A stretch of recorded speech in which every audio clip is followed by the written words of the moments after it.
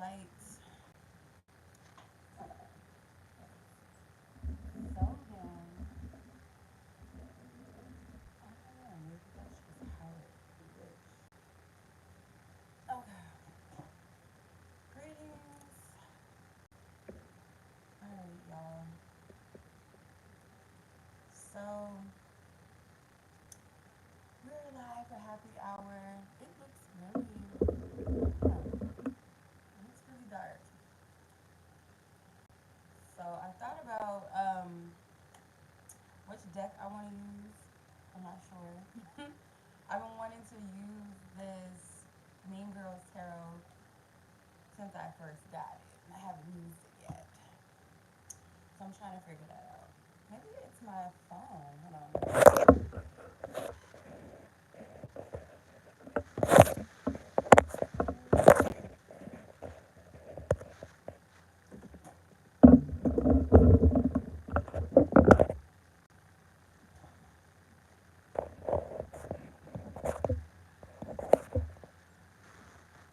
I don't know. I don't know if it's my phone or what, but it looks really dark.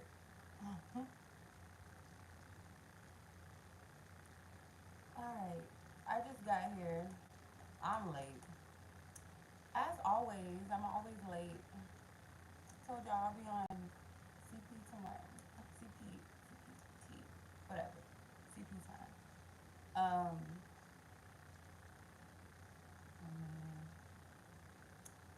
join the live with y'all. YouTube will let me.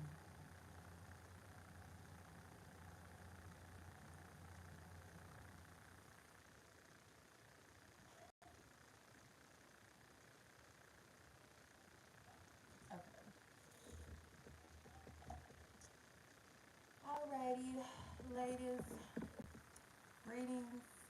I think my laptop. I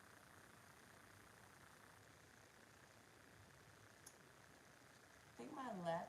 I mean, not my laptop. My iPad is like my.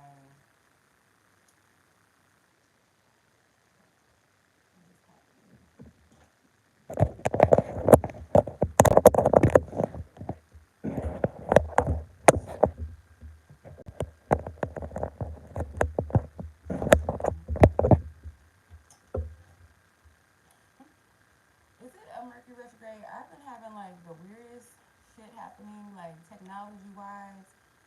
Not only that, at work the system was down, or is it just like some shit about to pop off? I don't know. I can't clock it. I can't call it. So, anywho, so we're gonna get into the first five fairies, one card pulls. Um, can you guys hear me?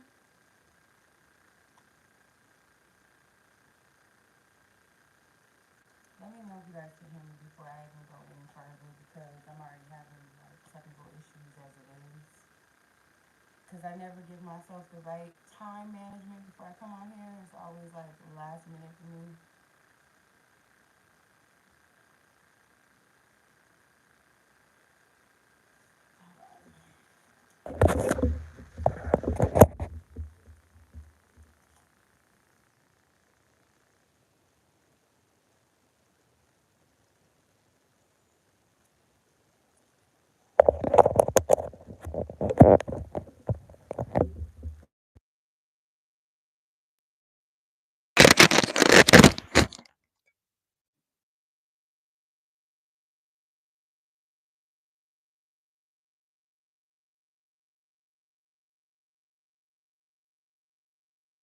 Let me know if you guys can hear me.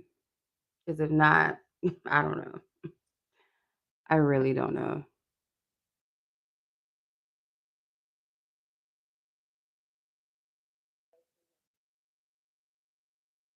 Okay, I can hear myself. Okay. About to say, like, let's not do that. Let's not.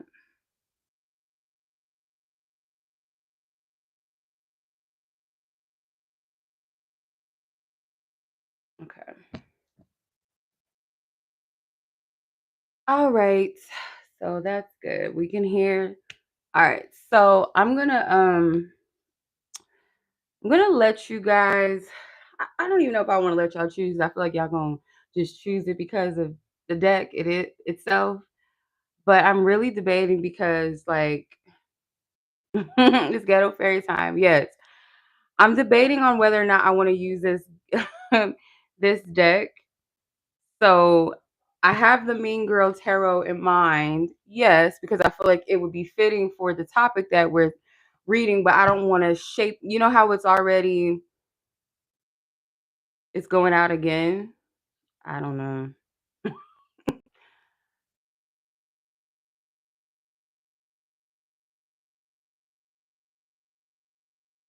I don't know.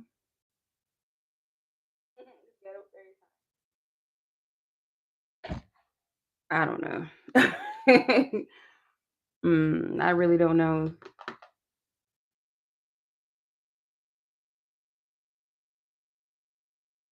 Okay. Yeah, I don't know, y'all. Like, I guess y'all just have to let me know. Because I don't know what's going on. Everything is like set up. So I really don't know. Um, yeah. I don't know. I'm just gonna go with the flow tonight. It already feels like it's a little like all over the place, and I don't know. I don't have no idea because I've had, like I said, weird stuff going on, like at work, like just weird energy. I don't know what's going on in the cosmos. I don't know.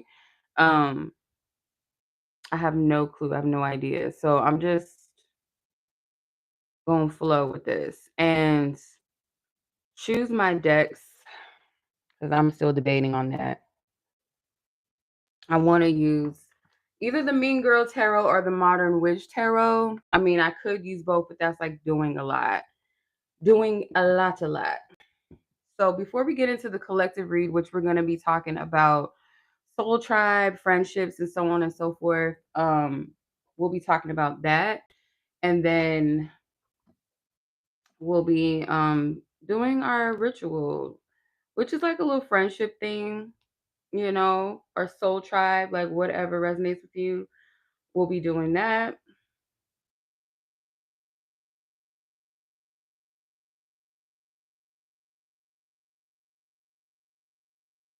Okay, so yeah, let's do our first 5 fairies. Okay, awesome. All right, well, greetings, everybody. We always gotta wait a few minutes to get everything popping and going and together, because if not, we'll be over here looking crazy.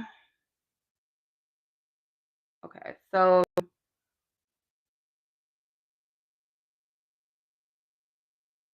first fairy I have is Brianna, second Deandra, Elise third, Mahogany fourth, and Ashley fifth. So I see some of you guys already. You're trying to get my fairy in. I feel you. Okay, so I have Mahogany's question first.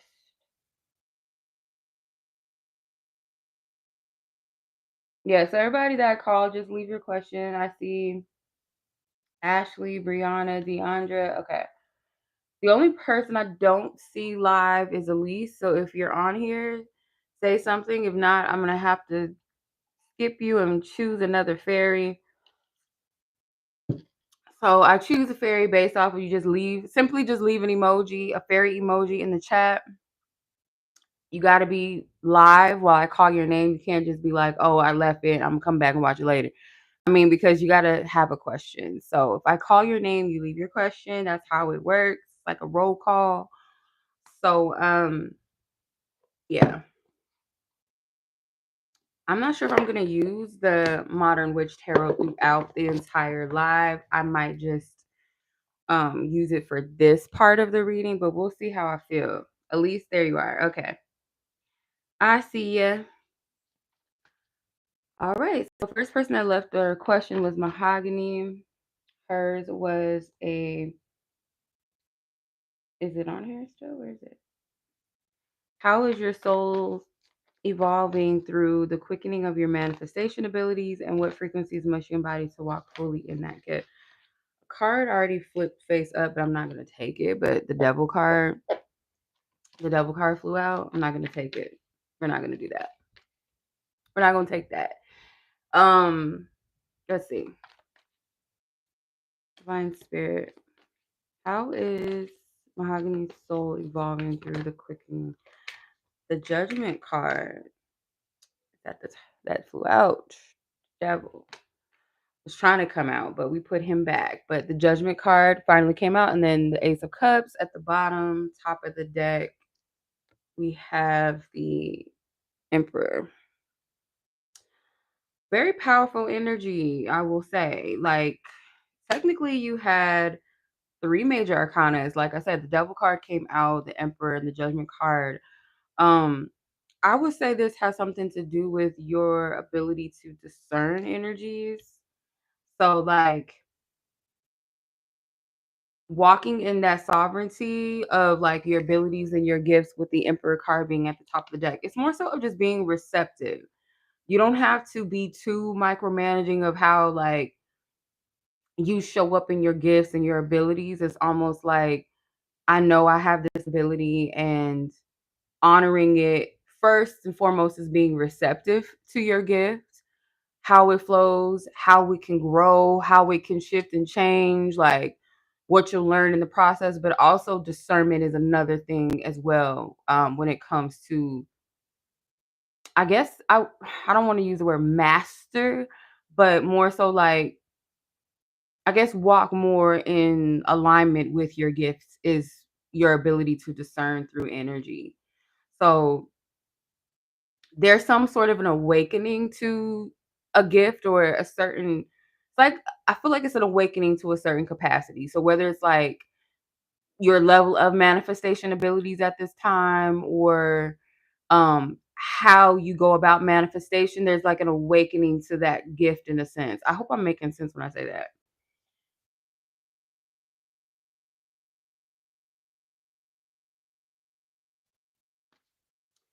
Yeah, because the Judgment card to me is like, it also may be certain things too, like in your past that maybe you thought about, like, why didn't it manifest, or was it something that I could have did better, or it could also be too like things in the past that you want to see, like, okay, can I make that happen? Or two, like sometimes what happens is like you'll find that when you are no longer in a certain energy anymore, the things that you wanted start to come to pass in a way too as well, or like things that you prayed for. Doesn't have to be like material things or in circumstances or anything like that. It could be like embodying a certain energy, like you prayed to heal something or work past something within yourself, or to do better or to evolve in a certain way. And it's like you're finding that those past prayers or intentions are coming to pass, coming to manifest.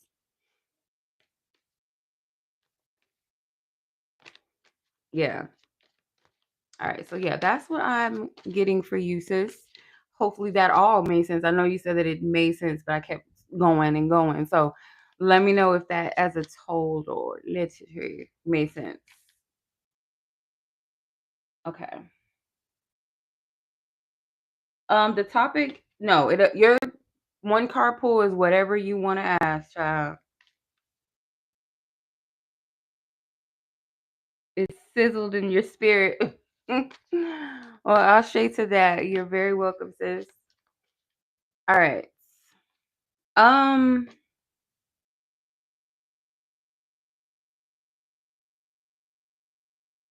let's see. Brianna, your question is, what do you need to know right now, just in general? Okay.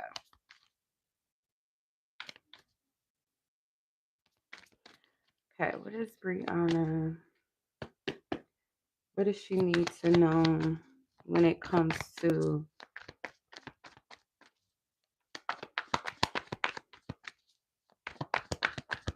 life? Life in general as a whole. Okay. The Two of Swords. I don't know, I was about to say the Queen of Swords, but it's the Two of Swords that came out. Let's see what's at the bottom. You have the Hermit at the bottom of the deck. putting away her laptop, child. She's like, you know what? I've been sitting on this computer. Five of Swords. This could be work related or just like a kind of a not completely about work, but like if you put a lot of energy into work and not enough. Thank you for the tip, sis. I appreciate that. Thank you. If it's like you put a lot of energy into like work and not enough time to like sometimes people take their work home with them. Like they don't even rest, they don't find that time to rest. It's like, oh, I gotta do this, but oh, I can't do this because I gotta get this done. I can't go to the movies or I can't, do things with my kids until I get this done. And yes, that's responsible to an extent, but you gotta have balance. So if it's not work specifically, it could just be like a metaphor for something that is kind of taking up that time, that free space. Like it's kind of holding you in a spot of, I heard contentment, but not in a good way. Like it's not a good content energy, if that makes sense. It's almost like your energy is split in two different places. It's like your energy is not fully present to enjoy or be to just be present, to relax, because I do this sometimes, but like the shame of like wanting to rest. It's like, cause shoot, child, I love me a good nap. Don't that's a good time for me. Like a nap, child. Like that's my one of my favorite pastimes. But like sometimes it feels bad to rest or just simply do nothing. It's like, what can I do? That's how I am sometimes. Like, what can I do? But that's almost like an anxiousness energy. It's like it's not a energy of just being present and being still. It's like your mind is going, oh, well, I got to execute this or I got to do that. And I would say for the most part, um, to avoid all like health wise, like mental fog or something like with your brain being overly stimulated. You might even like sometimes, I don't know, feel dizzy or like your sight is fuzzy or something. That could be a sign of an overload or something like too much stimulation. Even the computer. I know they got these fancy, glasses with the blue shit in it and all of that to help your eyes, but like to me, that should still be like fucking with you. Five of Swords at the top. I just this is like a layered message. It's like different things coming through. So I'm like trying to crunch it into just one. Why, thank you. I appreciate that. I love glasses. I love sunglasses and I love glasses. I just love glasses. But yeah, I feel like there could also be like energies of people that you cut off and disconnected yourself from. I know the last read that we did, you said that you had cut off some people. So I do feel like this relates to that. There still could be a little bit of energy clearing around that, or just kind of like people making peace with the fact that you no longer are dealing with them, or just you distance yourself or energetically cut them off. There's some sort of like energy that still hasn't fully cleared out. Like even though you may have cut cords, that doesn't mean that everybody's okay with it, or that you're not having, that departure guilt, or if it could be like this bittersweet energy where it's almost like you're grieving the closure. Does that make sense? Or the end or the separation of something or connections with people. Okay, so that's what I'm seeing for you, sis. Your general messages, Brianna. Um, general pool for you as well, Deandra. Let's see.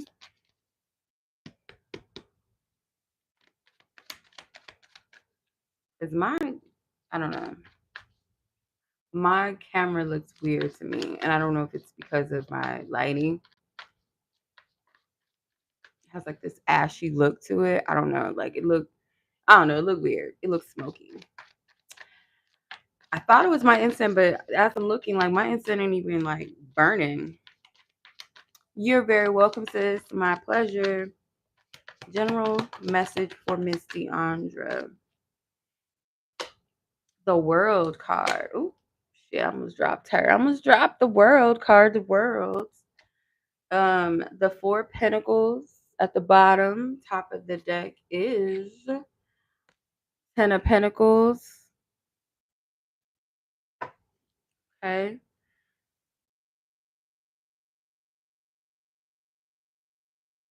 I heard the ending of lack, but it doesn't have to be lack financially, but just like a lack in something in your material world, if that makes sense. Greetings. It could be like also too as well that when you give a little, like spirit is going to multiply. It's like it's almost like spring cleaning energy. I knew this was going to come up in a message. I just knew it. I don't know if it was going to be a collective reading or how it was going to come out, but I knew this message was going to come out. But I've noticed a lot of people like throwing away old things, getting rid of. They call it spring cleaning, but um like around this season, around this time, like people usually do a lot of cleaning, or that's just like something that is suggested, oh, spring cleaning. But like energetically, I've noticed that people just naturally do it. Um, I've done it. And I've been led to like just during the transition, I've been led to get rid of certain things that I don't need and then give away things that someone else may need.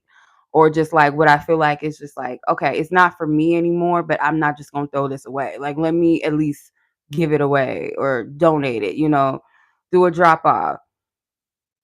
So I feel like energetically, it doesn't have to be material wise that you're removing things, but it can be both. I feel like it's good for both to energetically um throw away what you need to, you know, part ways with things that you no longer fit energetically. No, that's no longer for you. That doesn't fit where you're going, that you can't take with you. It's unnecessary things. So there might be a need to unpack. And then physically letting things leave your space. I know this sounds so crazy, but I'll never forget someone it was a video that I came across like years ago. It was like a girl that was like doing like prophetic videos and messages at the time. And one of the things that always stuck with me, she was sharing her testimony about how she didn't have any money at the time because she wasn't working, and her bank account finally had reached like its end, and she got the download from God, source, like, or spirit, got the download that the reason that this needs all the funds need to be depleted, which is a scary thing. Trust me, I understand. Like that's scary shit. Like you have to use this last dollar, because the money that you've earned from it was from old energy, last season energy, and I'm blessing you with new energy, a new season. So if that makes any sense, now it doesn't have to be that specific, like financially, but just like anything that feels like you have to let it go or it's depleted, it's because it's connected to an old cycle. It's connected to old energy. It's almost like some people that clean out their phones. Like I clear out my phone periodically of stuff that I don't need anymore, pictures and stuff like that, or um just different things that you no longer need. And I feel like this is happening both on a material level and also on an energetic or emotional, mental, spiritual level too. Okay. So that's your reading, Deandra. Hopefully that makes sense. Hopefully that resonates or speaks to you or explains some things going on. Um, you're very welcome.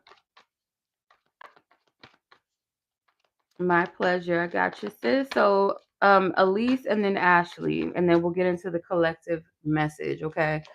So, Elise, is there a spirit baby message? Is there a spirit baby message for you? Okay, let's see.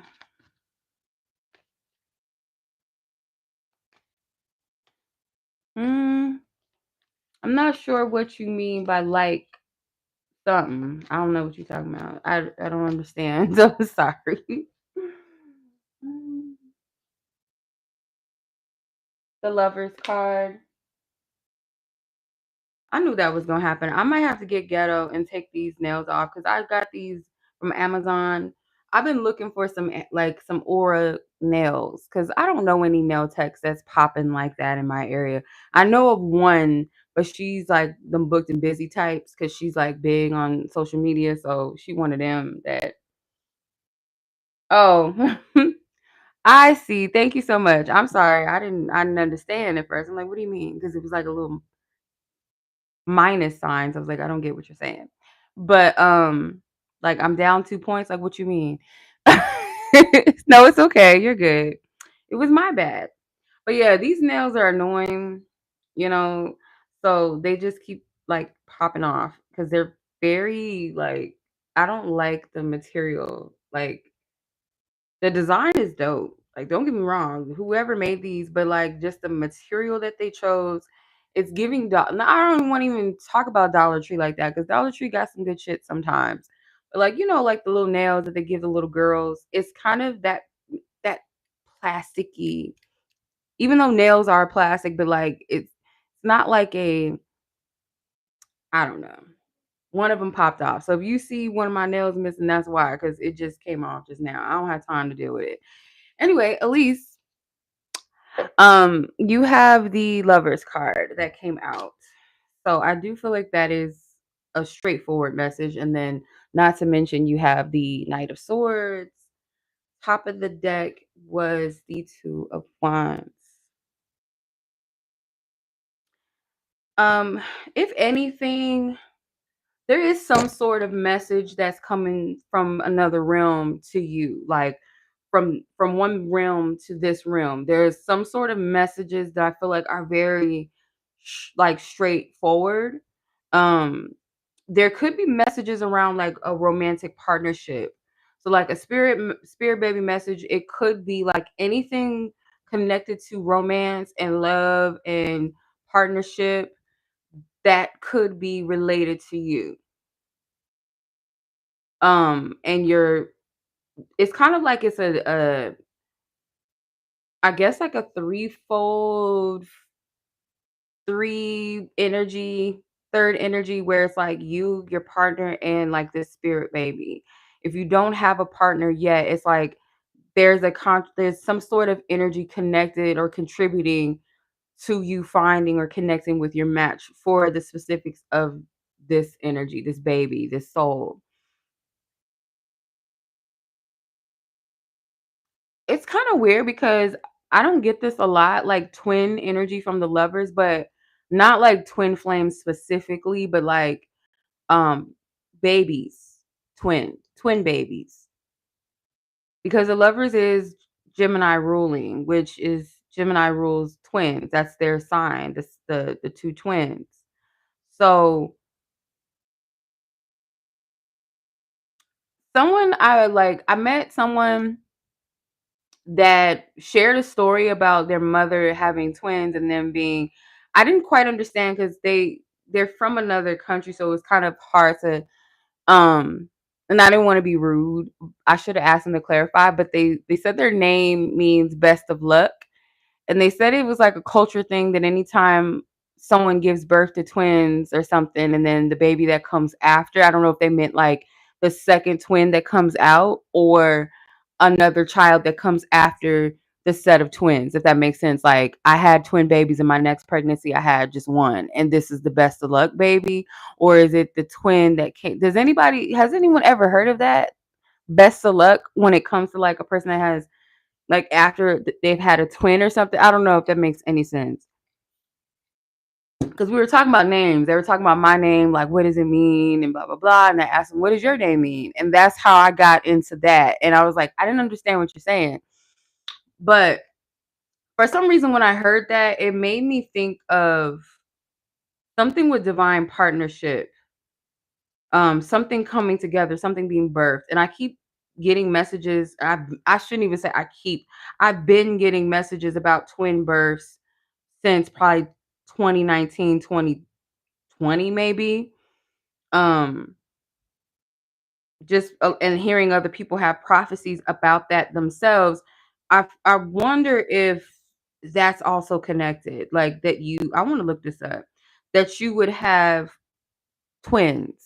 I'm wondering. I don't know if you've ever felt that, heard that, felt some sort of connection to a twin birth.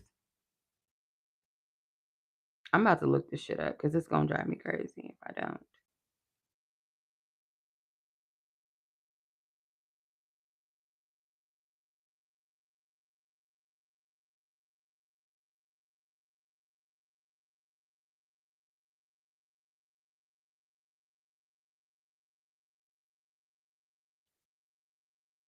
Mm,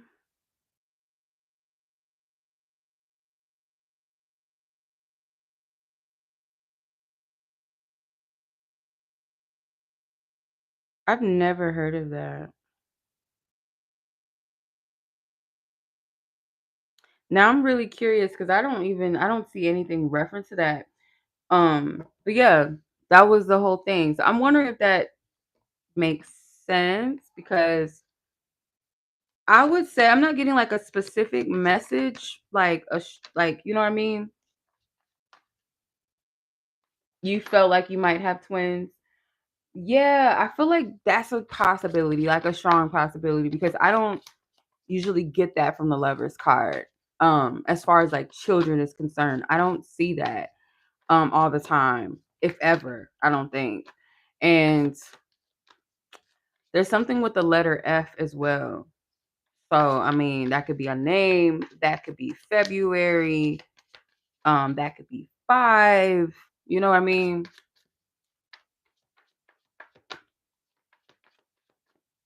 Yeah. So I feel like the message is more connected to like the partnering, the coming together. So like anything that you're getting around love or you feel like is a synchronicity, have or hold some level of significance around romance and love, that is most likely not just coming from your divine team, but coming from like a spirit baby or like a preparation or like I'm coming or something centered around that, because I really do believe, this is just my theory. I do believe that um souls, when they, you know, incarnate or reincarnate or whatever you believe in, I believe in reincarnation at least, that the parents is very significant.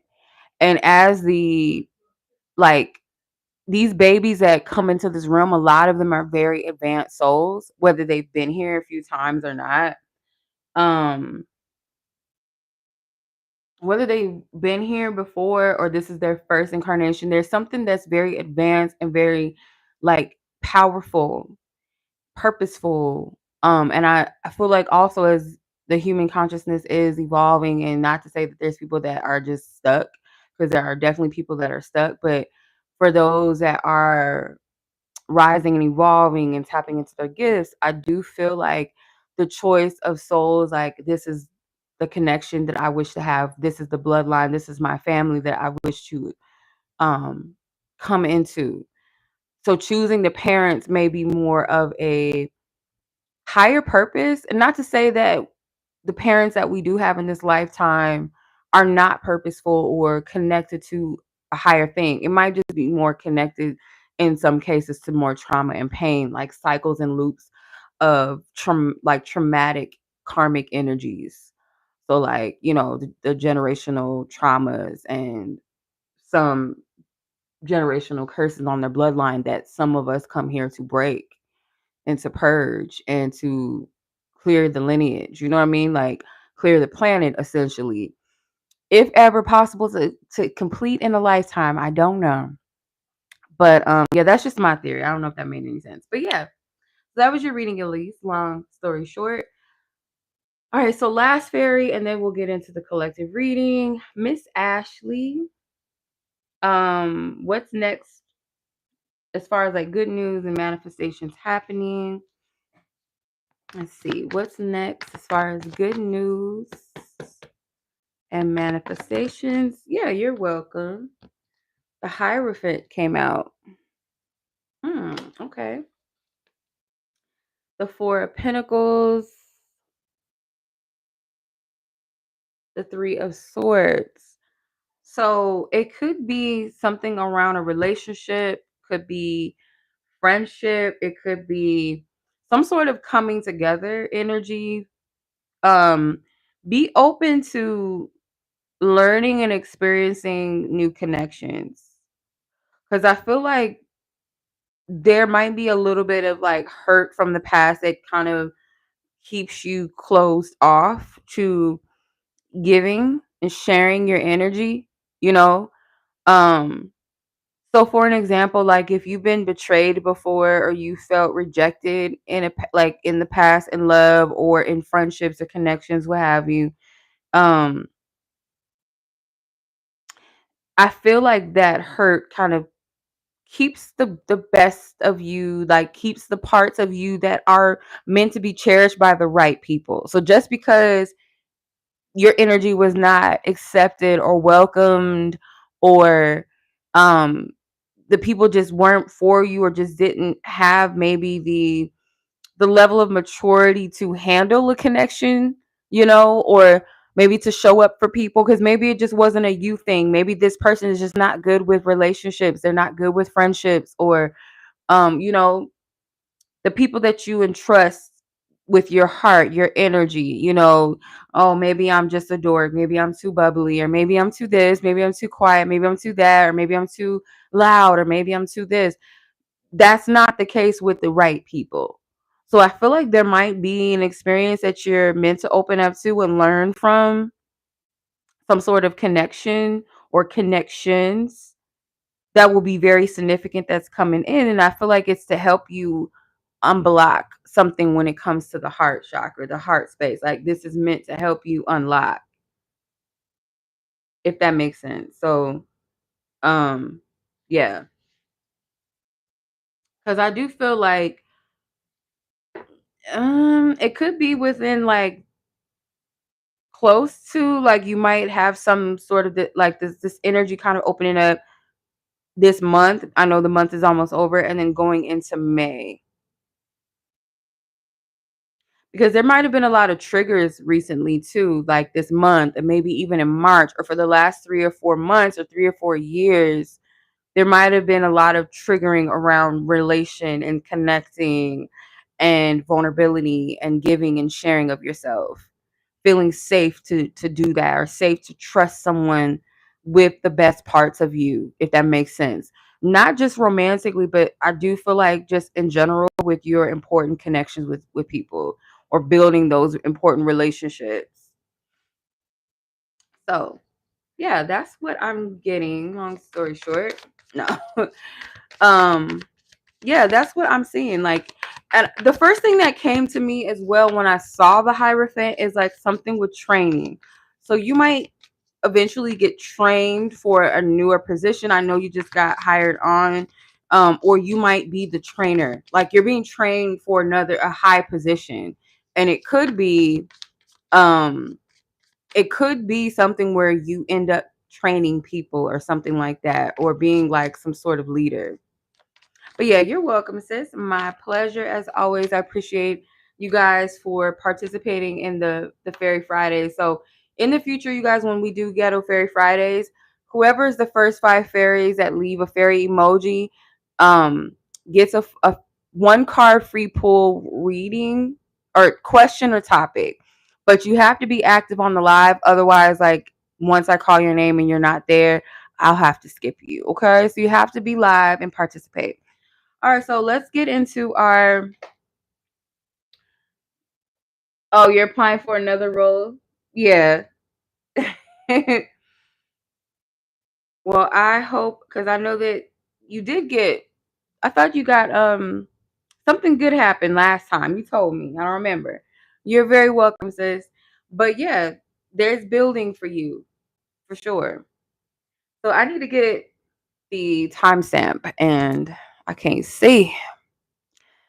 My best bet is that says 38, but then again, it looks like it says 39.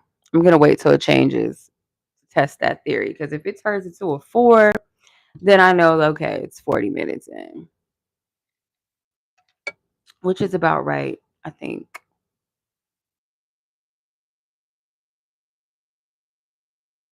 I'm pretty sure that says 39.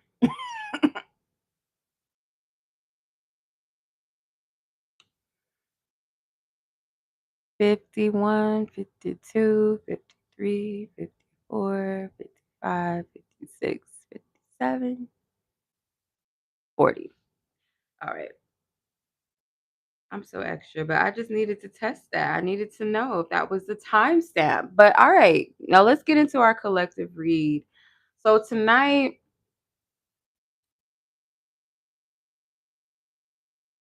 oh, awesome. Okay. Yeah, I feel like that would be good for you.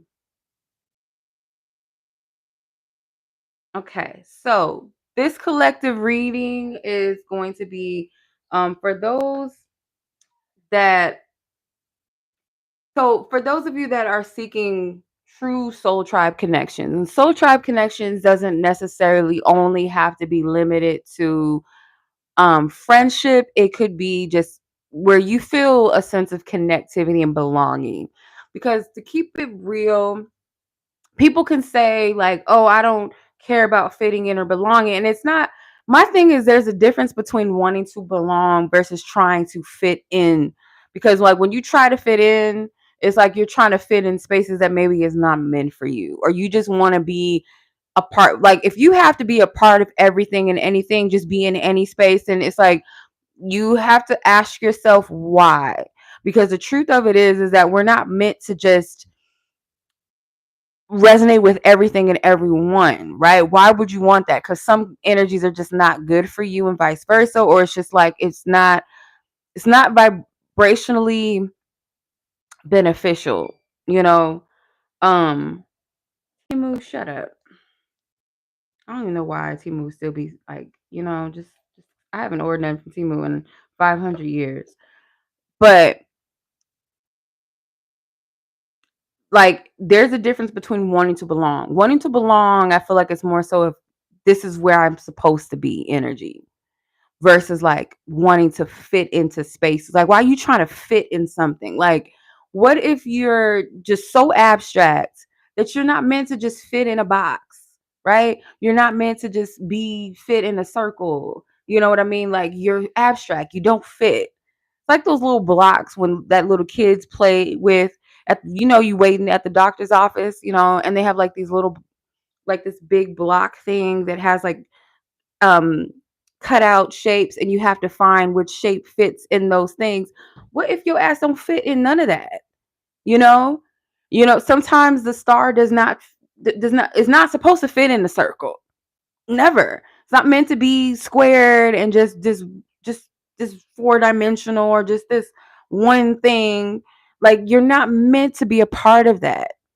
Circles and clicks, in my opinion, are really cycles. They're just shit that just keeps you in this loop. Like, because there's no evolution, there's no growth when you're clicking up with people, and like, because there's a lot of just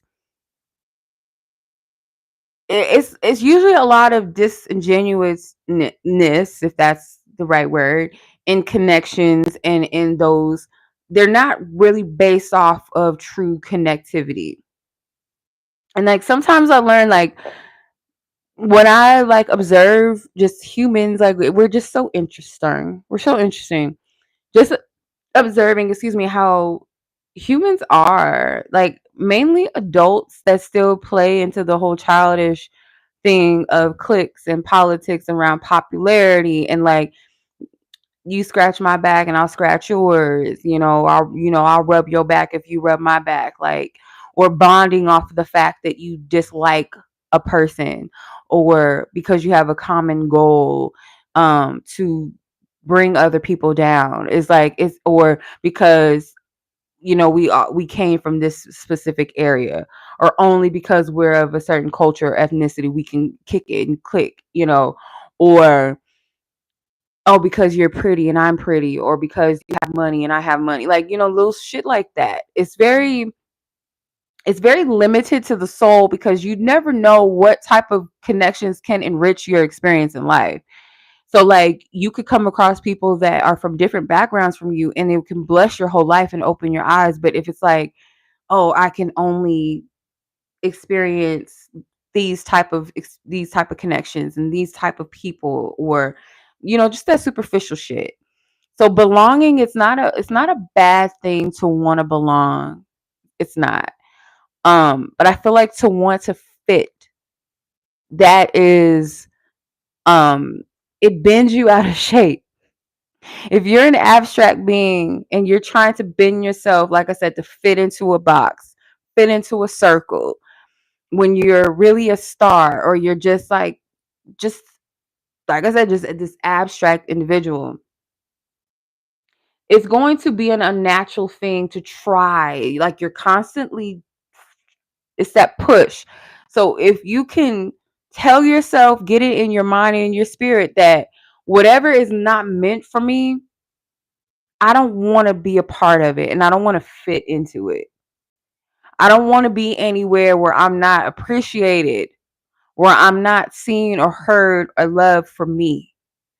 Where I have to conform or to prove that no, just like me, just love me. Like if that's the case, then it is not for you. You know what I mean? Like it's not for you. I look back at the times where I wanted to fit into spaces. And I'm like, to truth be told, like I really don't like the way these people really are. So why do I give a fuck about what they think? You know, when I look at romantic relationships, I wanted to happen so bad, and I look back, I'm like, that shit was just like, what were you thinking? But like, not to shame self, but it was just kind of like a question to say, like, what the fuck were you thinking? So if you ask yourself the question, like, why did I feel the need to want to be a part of that? What part of me resonated with that? Because oftentimes, like, you'll find that it wasn't anything of like real, real connectivity. It wasn't anything healthy, or it might have been like a little shadow bond. And sometimes you outgrow connections as you grow as a person. Sometimes you will outgrow people. If you're not growing together, if it's not something that assists with your evolution and theirs, you will part ways with people. It will happen. And it is painful because it's not always something that you want. Um, I keep seeing the letter F, so I don't know what that has to do with anything. And um the initials FG might be significant. But let's get into the collective read because we're reading energetically, rereading. Like, don't get me wrong. So this spread was crafted to move through the emotional and spiritual energetic layers of loneliness, within like friendship wounds or just wombs of connectivity, and calling in your soul aligned connection. So this reading is for anyone that has that lonely heart or misunderstood soul, a light worker, that's healing from fake love and finding their true tribe. So let's get into this reading. So debating. I think I'm gonna just, you know what? My judgment is telling me to just use the Mean Girls Tarot with the Modern Witch Tarot, and then Oracle wise, I'm going to use the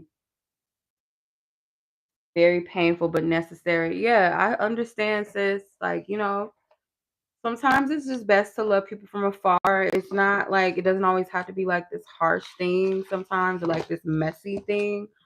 But, if it's necessary, it's necessary. I'm also going to use the Believe in Your Own Magic Oracle deck too. And then at the end, I'm going to use the Faces of Oshun Oracle as a self-love message, or just something to like, that essence of Oshun, that self-loving energy. We're going to tap into that. So, long story short, why have you felt so alone? So, why have you felt so alone? What is the spiritual reason for your current isolation? Is it protection? Is it redirection? Let's get a little backstory actually from the Mean Girls Tarot. Let's see. What is the spiritual significance or reason behind the collective? Ooh, ooh. I love this scene in the movie. Glenn Coco, good for you, Glenn Coco. And then I think it was Gretchen Wieners that didn't get the little Christmas thing. Um, but this is the 5 of plastics, which is, or sorry, the 6 of, is it? Wait, hold on. I don't even know my own deck. but it's giving rejection. I have not used this deck like that. Like I just got it and I haven't even went through the guidebook because sometimes I'll be trying to be like, you know what, I got this. I know what I'm doing. And sometimes you just don't. It's okay to read the manual, okay? Um, let's see. Plastics, the suit of plastics, queen of plastics, ace of plastic, two of plastics, five of plastics, six of plastics. I think that's the four of plastics. Yeah, it is. Okay. So the four plastics is the four pentacles. So this screams rejection, feeling rejected, feeling like overlooked. Like, so the reason for your isolation is protection. Okay. And also to redirect who you give your energy to, because this feels like an energy of someone that's not giving to you.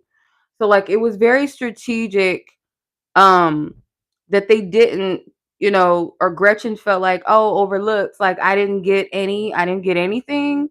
So it did feel like a slighted thing. And I think this was like during the takeover where Katie was like trying to kind of get in between the plastics infrastructure, like trying to tear it down, turn them against each other so they would break and like give up the secrets, right?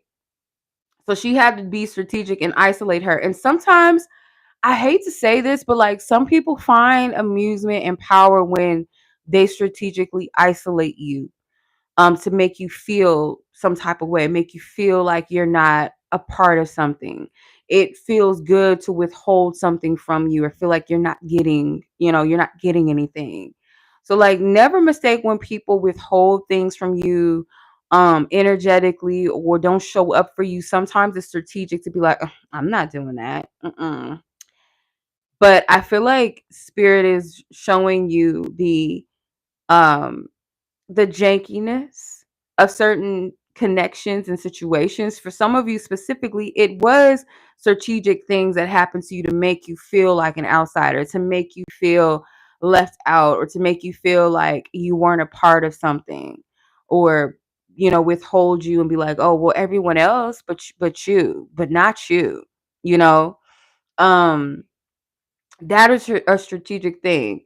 So I feel like the reason for your isolation was for protection from people that really didn't have anything really to give you, that can only love from a certain capacity that's very limited. Not to say that people just need to just give, give, give, and give until they ain't got nothing left, but it's like if you find that someone is not giving in a sense of balance, it's not a fair energy exchange, it's not a loving space, or it's only, oh, I can only love this type of person, or I can only show up for these type of people. It's very conditional energy. I want to clarify. Was this protection? Queen of Cups. I'm not taking this in reverse because I have my deck upside down. So the Queen of Cups, this is for your protection, for your healing. Like you need to heal when it comes to the giver, the giving energy.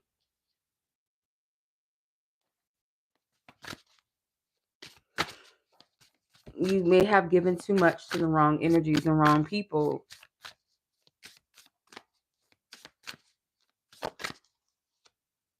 Hell, shoot, this shit could be, it's funny, spirit is so funny. But this shit could be connected to like Christmas itself. Like, let's say for instance, like at work or something, there was like a gift giving thing in your department, and certain people were very strategic in making sure that you didn't get anything so it can make you feel left out, or shit, family. That's funny. Spirit is funny. Yeah. I'm gonna be transparent because I feel like this might be helpful. Hmm. It's just my testimony. This doesn't have to resonate with everyone, but I feel led to share it because the whole Santa Claus, the Christmas thing. Um, I'll share what this card says in a second. So, quick testimony story time. So, one Christmas, a family member bought certain people gifts, and certain people in my family did not get gifts. And I felt some type of way about that because I did get a gift, but it wasn't really like a lot of thought put into the gift. And that's not the point, but it was more so just like you just giving gifts just to be giving it, but you made sure not to get certain people gifts. So I peeped that and I noticed that and I felt some type of way about it because one of the people was my own mom and I felt like, okay, that's not right. So the next Christmas, I was like, you know what? I'm not going. I don't want to be around this. I'm tired of this dynamic, this energy being played out in so many different ways, not just with the Christmas gifts and things like that, but just the energy itself. Like, oh, I can only give to certain people, or it's all this game. And I just don't like that energy. It's very divisive, especially in a so-called family unit. So I didn't go to that shit. I didn't go.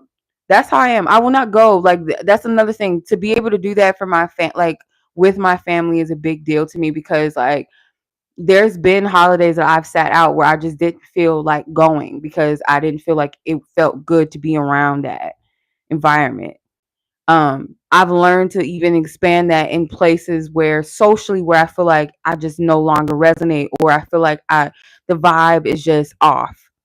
And if I feel like something is off, I won't be around it anymore. And that's what I'm learning to honor and love myself more, is separating myself in spaces that I don't resonate with, that make me uncomfortable, that make other people uncomfortable. It's almost like, because people will just sit all day in the bullshit as long as it benefits them, but they don't think and consider how other people feel. And I'm not that type of motherfucker.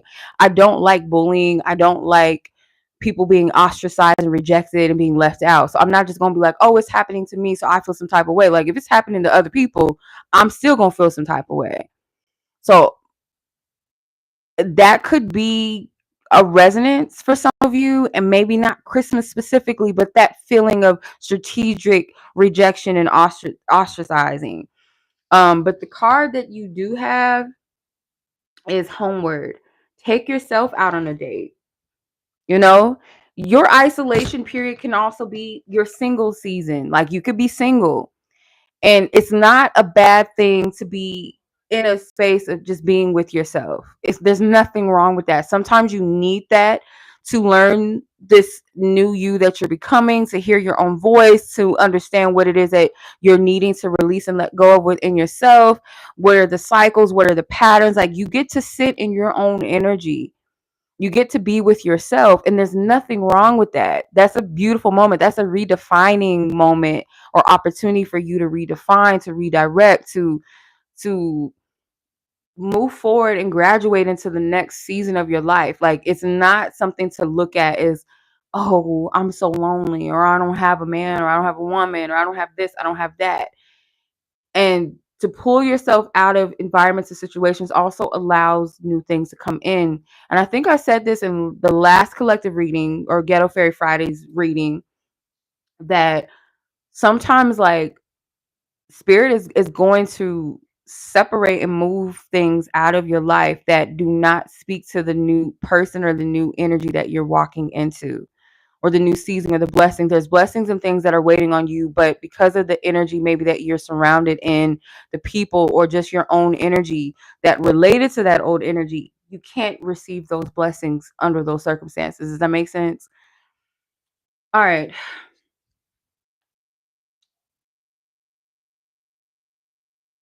What wounds are you still carrying from past friendships, connections? Let's see. What old wounds are you still carrying?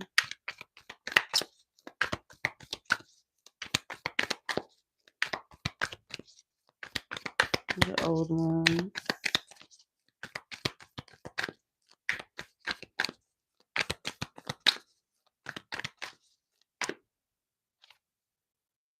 The Two of Plastics.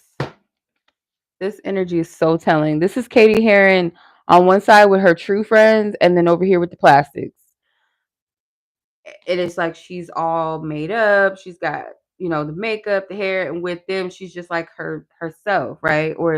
But it can also be too like parts of her may resonate with these two sides. And that's sometimes very conflicting. So part of you that you might need to release is that energy of conforming and performing, just to survive in your environment. I feel like you're just trying to survive. Like Katie Herring, I feel like she was just trying to survive high school. Like she was pressured in by the friends, because there was parts where I feel like she resonated with her two nerdy friends, and then where she resonated with the plastics too. There was parts of her I feel like that resonated, whether it was like good and bad, because I feel like the friend that was so wounded by what Regina George did to her in middle school, she was so bruised by that she made it her mission to use Katie to infiltrate that whole plastic circle, right? To get back, to get her lick back, even at the expense of using her friend. And the other one was just he was just a messy queen in the back, just up in the mix. But I feel like there was toxic energies and airs of maybe genuine energy or connection, or maybe where she felt like she resonated with both sides. So there might be times where that wound of wanting to conform and fit, because parts of you do resonate with these energies. So it's like this environment versus that environment. So I'm pretty sure we can all relate, where it's like some connections get the whole of us, get the whole vulnerable, the whole true self. Because I really believe that sometimes your friends can know you better than your own family, right? Just like your lover can know you deeper and better. Sometimes even your friends, your friends know you deeper and better than, to certain degrees, than your own partner, because there's certain things that you feel comfortable within a sisterhood or brotherhood that you can share with them that you can't share with anyone else, right? So like the parts of you that your family doesn't get to see, or your coworkers don't get to see, the friends see all those intimate aspects of you, right?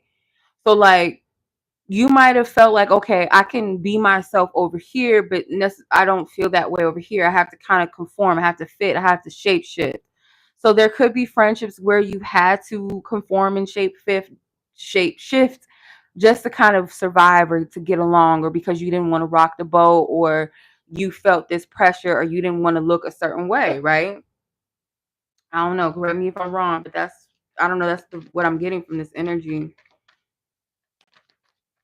Trying to juggle and balance both. The two of plastic is the two of pentacles. So like trying to juggle both energies just to kind of like survive. Yeah, you have page of pentacles. This might have been something that you learned in your adolescence. I want to say junior high and literally maybe high school, eight of swords. And as an adult, it makes you, I feel like as a child, as an adolescent. Oh, this card flipped face upward. Hold on. Oh, two. Okay. These two cards flip face upward in the deck, the Ace of Wands and the World. This is an energy that you feel more empowered or more confident in yourself to annihilate this energy, because maybe when you were a teenager or a preteen, or maybe even younger than that, you felt the anxiety and the uncomfortability, but just didn't know what you were experiencing or what you were feeling. But you knew that it was uncomfortable. Fast forward as an adult, it's even more louder because you're more emotionally aware of yourself. You're more in tune with yourself and your environment, where you have a voice or a name for what you're feeling, which it could be anxiety specifically, or just like your spirit saying, we feel this because we're not comfortable in this environment. We don't feel safe in this environment or this connection or connections. And that's why we're feeling that. And it could even be triggers from this. Some of you guys may have been like the new kid in school at one point, or maybe a few times, where you had to transition to a new school and having to start over again and reintroduce yourself and connect with people. um it might have been a little pressuring, and I feel like there might have been times where you feel like I kind of have to fit into certain things, or you might have fit into more than one type of group or circle. There's experiences that I feel like we've probably all had, where we'll resonate with some groups of people, and then later like you'll outgrow them and resonate with other groups of people, you know. In definitely in like middle school and high school, age, maybe even for some of you like college. But some of this is conforming and performing. And I feel like your energy gets very anxious in this state. You know, you don't feel comfortable. You don't like it.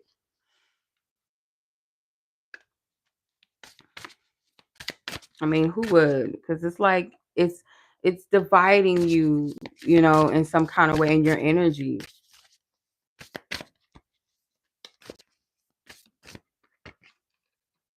The castle. It's time for healing, not war.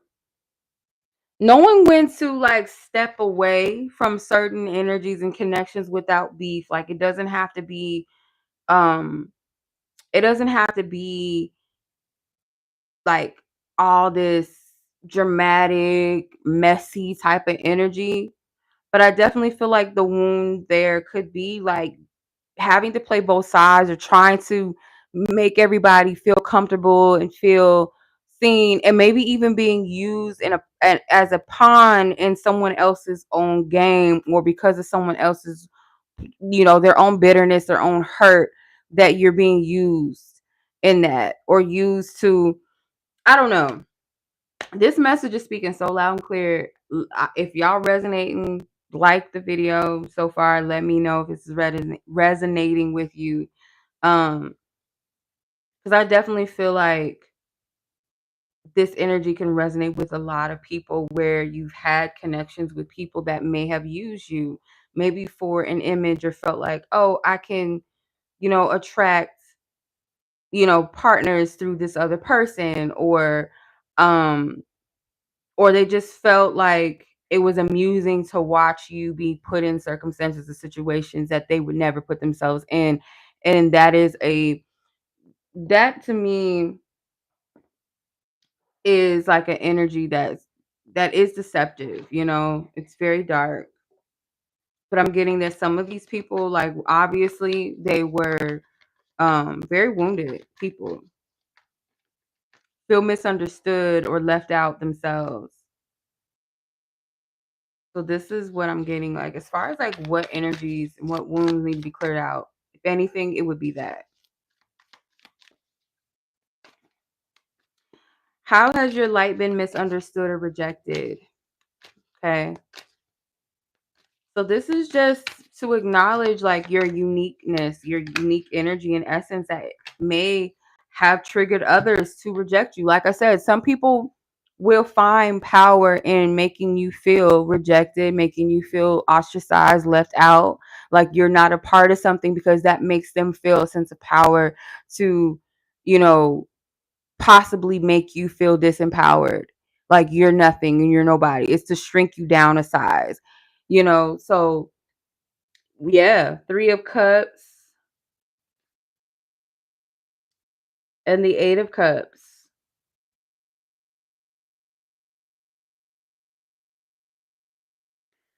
So that's what it's giving. And again, what's interesting, at the bottom of the deck, you have the 3 of Daggers with the plastics at the bottom. Um, because you have in the 3 of Cups, you have um Katie and her 2 friends from the beginning. In this card, celebrating. So it's like, again, the real reward.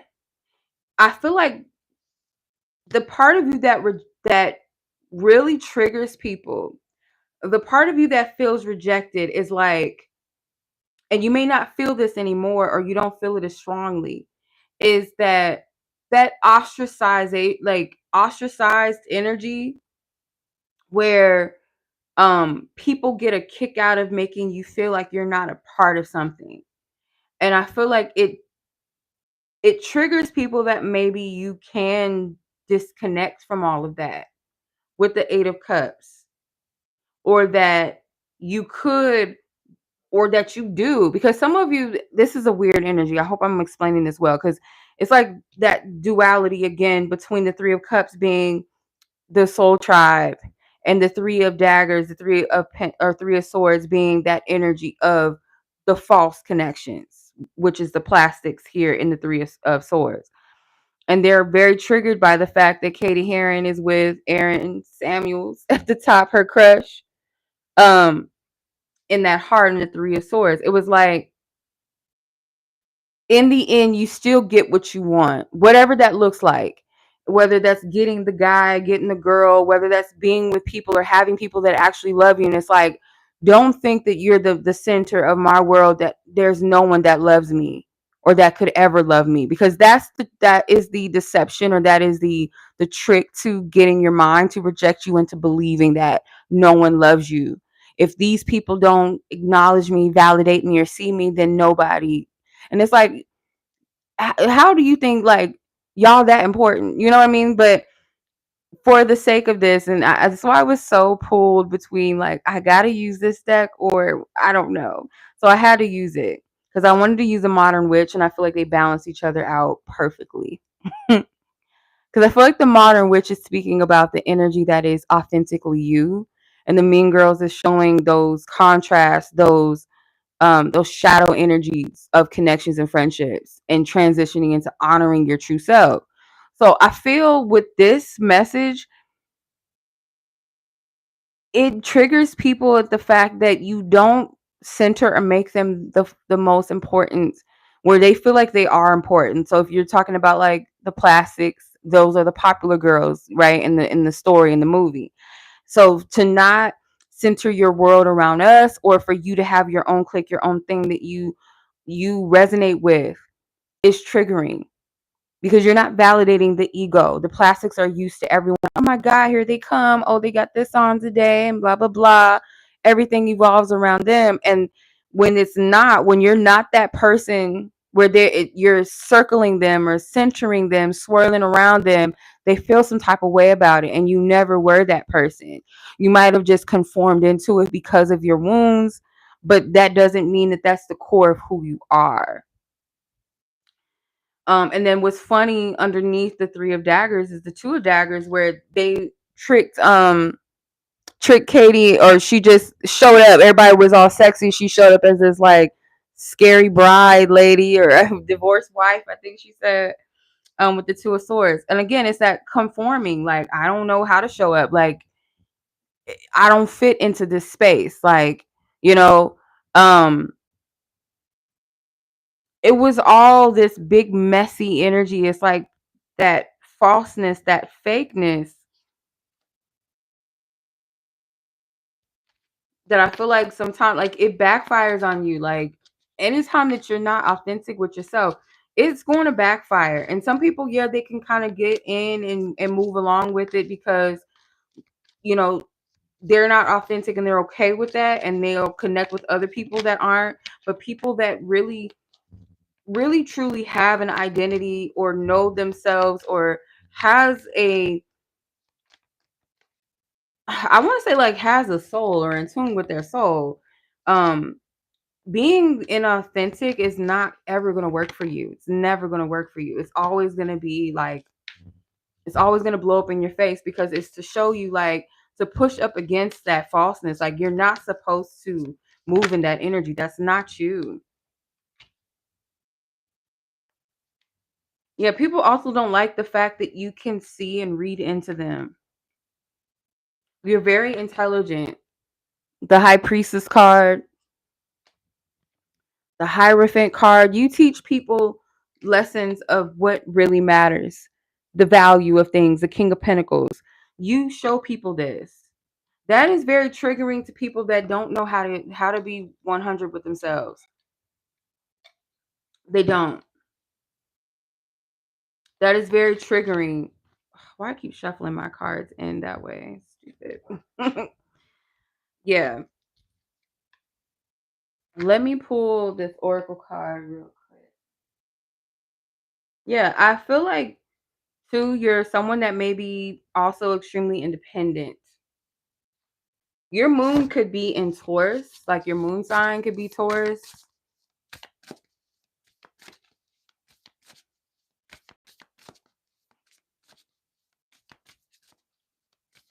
Neptune in Taurus. Hmm.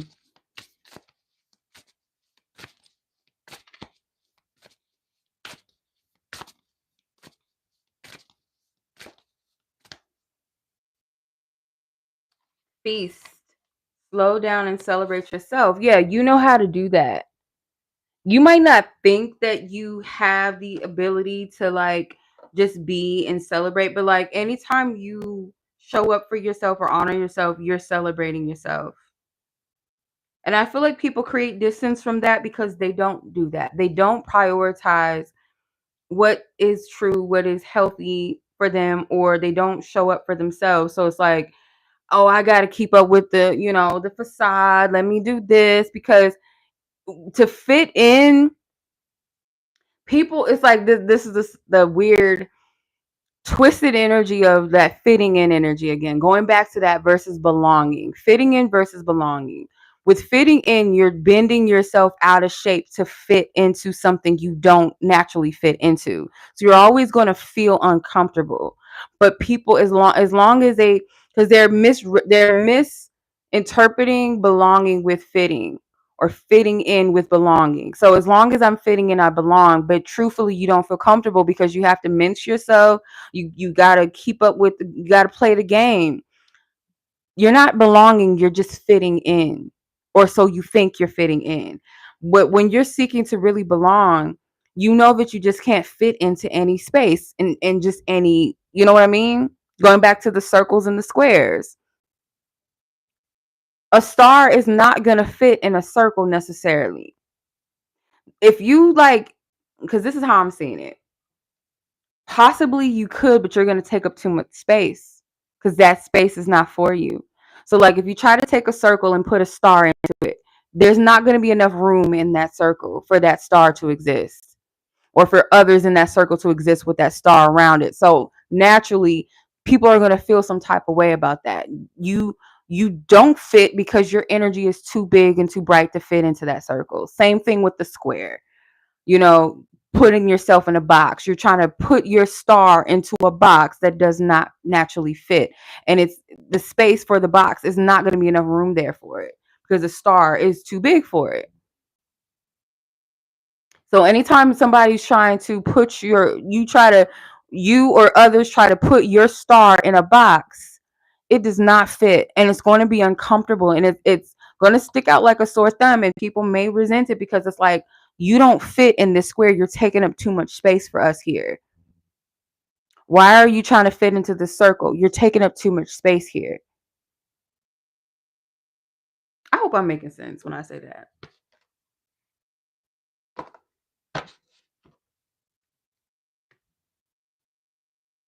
So that is why you're misunderstood or rejected. And it's not so much that you're misunderstood or really being rejected. It's like you're being protected, and also other people are rejecting you to protect their own selves, their own ego, their own feelings, their inability to like come out of that conform tightness, that space that they've been in.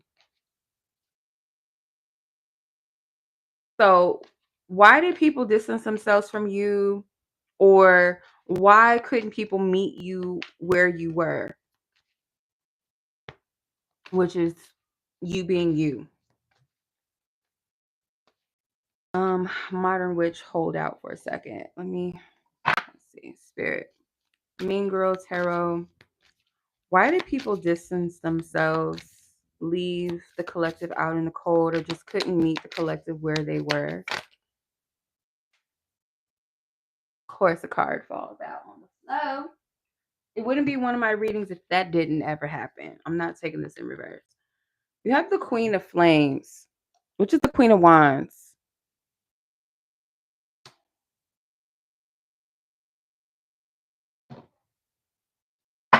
Someone may have like a really loud voice, or a voice that could be intimidating, or just the things that are being said, or the people that did this to you. Seven of Cups and the Magician. It's most likely because you don't fit into, you can't be controlled anymore. You know, um this is weird because some people can't meet you where you were, or why they may have separated themselves or disassociated or just disconnected, it was because these people, they have like a network energy. So like a network where they can take from this person or this situation and vice versa. And there's something about your energy that was no longer able to play the game or something. Or it could just be a subconscious knowing that they could not manipulate you anymore. You no longer fit into that. You couldn't be puppeteered. You couldn't be um a minion. Because the world card is Katie is existing amongst everyone. She's not just sitting in one circle. She's not trying to fit in. She's herself and she's vibing where she vibes. Or being able to be respectful and cordial and keep it pushing, keep it moving. I don't have to, you know how in the end of the movie where she's saying hello to everyone, she's not hanging out with them. And I think even Regina George was like hanging out with different people. She was a different person. You know, she evolved past that mean girl energy or that teen queen bitchy energy, just kind of vibing with who she vibed with. And then Katie in the end as well, being able to like smile and be cordial to everyone around, but not click up so much. And I feel like your ability to do this, or you pulling yourself into that energy, made you more so like someone that not really was rejected, just kind of like, oh, well, I can't use this person no more. Or, you know, they're not in that place where they don't know what they want or they don't know who they are or where they find importance in just being connected or just being connected to me. Because you guys might have had a bestie or something. In my opinion, I like the girl, the main character. I can't remember the the girl that came up with the plan. I cannot think of her name off the top of my head. But the friend that Katie initially met, the girl that was trying to get back at Regina so bad. She really was, she was pretty much a toxic friend if you really think about it. You know, I don't feel like she fully had Katie's best interest. Like maybe in the beginning because they were loners, oh, there's a new girl, let's cling to her. And then once they got a whiff that Regina was interested in Katie, then it was like, let's use this bitch against Regina George. And it became a really messy thing. And they resented her when she got in with them. So it's like the energy was like really weird. It's like as long as we can bond off of this one toxic thing. So that's not really, that to me was not really a real friendship, if you ask me. Like that was not built on genuine energy with those other friends, even though like she met them when she was like just her plain Jane self, and then when she got with the plastics, that was toxic energy as well. And it helped her in a sense to deal with her own shadows, her own energy, the lower nature of herself, and also own her confident self, like come into her own. So I feel like both connections were toxic, but also helpful. Which every experience that we have, there's something to take from it and like turn it into a learning situation, something to help us grow, you know, to help us mature energetically or as a person. So you were just no longer useful for the game, you know, and that is why the distance was there, or why people couldn't meet you where they were, because it wasn't about genuine building. It's, you know, it's all about the click. It's all about what can I get from this person? What can I get from that person? You know, how can I extract from this person in this situation, this energy, this environment? That's what uh this energy gives.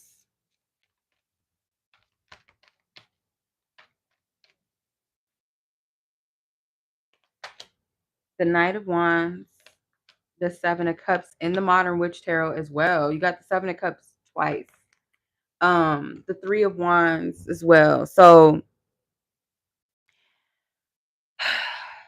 yeah, the reason why, you know, that energy like is not there, or you were just like they were distant or they couldn't meet you where you were, was because again, like you had already, something about you gave free agent vibes. Like you're someone that could just do your own thing. You don't have to be clicked up. And I want to say, like, again, like, it's a beautiful thing to be able to move and vibe in spaces because you just naturally do, and you're not putting yourself in the box of, oh, I can only hang out with these people and everyone that's like this, everybody that's put on and everybody that's popping, and or this and that. You don't play that game. I really question when people like can only fit into a certain box and only resonate with certain things or certain people, if that is genuine. Most of the time it's not, in my opinion. Because it's like, if you can't flow where energy goes and like vibe with whomever, even if it's just for a moment or a time, it has to be in this box. Oh, I can't talk to this homeless person. Oh, I can't. Oh, it's so limited. Like, I can't tell you, like, how, as a, I don't know, I don't want to put labels on myself either, but like, and I hate just saying, oh, I'm an introvert, because I don't feel like I'm just an introvert, but I have introverted ways for sure. um in certain spaces, so like sometimes you can resonate with things, and there's points and times where you will not, and it's okay not to force that to happen or feel the need to have to be a part of something. There might be seasons where you don't have anything going on. There might be seasons where you don't resonate with people. There might be times where you do feel like you want to be alone.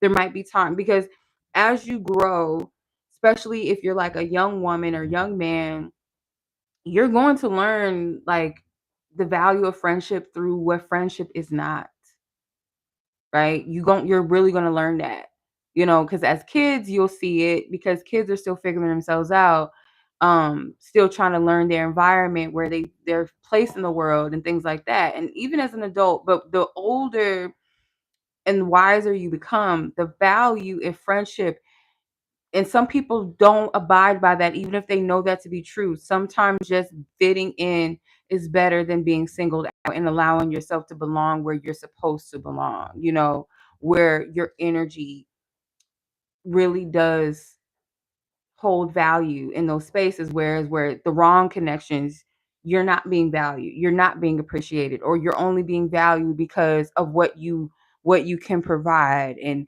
how you make people look, or how they make you look, or because you don't like a certain person, or because you don't want to be alone, or you want to look like the it girl, or that dude, that ninja, right? You're not you're not honoring your true self when you do that. You're not really truthfully belonging, and you strip yourself of that. The same thing I say when I'm talking about love relationships, romantic relationships, that some people are okay with settling for something that doesn't truly value them, versus allowing themselves to be single and then be open to the person or thing that will value them and love them, where they do not have to compromise themselves. And it's easy to think, oh, there's not enough good men or women in the world, so I might as well just take what I can get. That is a lie. Why do you think that, there's no good men or good women that's for you? You might believe that they are out there, but they're all taken, or they're just, none are for you. So you're telling yourself essentially you don't deserve a beautiful experience in love. You are telling yourself, when you try to fit into environments, and this might be a little bit bold and a little uncomfortable to hear, bold for me to say and uncomfortable to hear. But even when it comes to so-called blood family, like, this is a concept that is not easy to just be like, oh, F family. But a family can be so toxic to the point where if there's no change, there's no growth, there's no healing, there's no safeness in that family structure. Who's to say that, your true family is not out there for you? I'm not talking about clicking up in some cult or something like that, but just like people that really see you and genuinely resonate with your energy and respect you, from all walks of life, all ages, from any part of the world, that those people exist for you. And instead of saying like, oh, I have to fit in this, you don't have to fit into anything. You don't. You don't have to stay with somebody that disrespects you. You don't have to be around people that disrespect you. No matter the relation, no matter the years, the time, what you've done for them, what they've done for you. that does not matter, you know, in a sense of keeping you in something toxic. It cannot hold weight over that. It shouldn't. You know what I mean?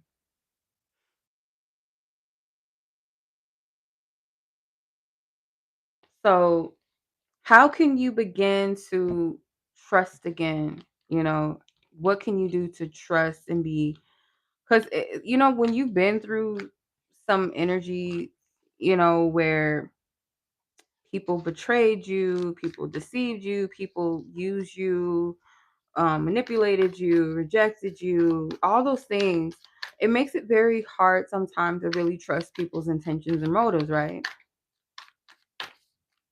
So, what can you do to trust again? How can you break past this energy? What do you need to do or heal to feel safe to opening up again? What do you need to do?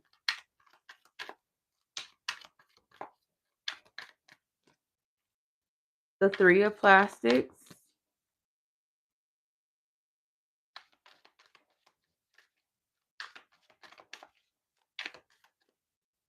the Nine of Wands, the Hierophant. Okay.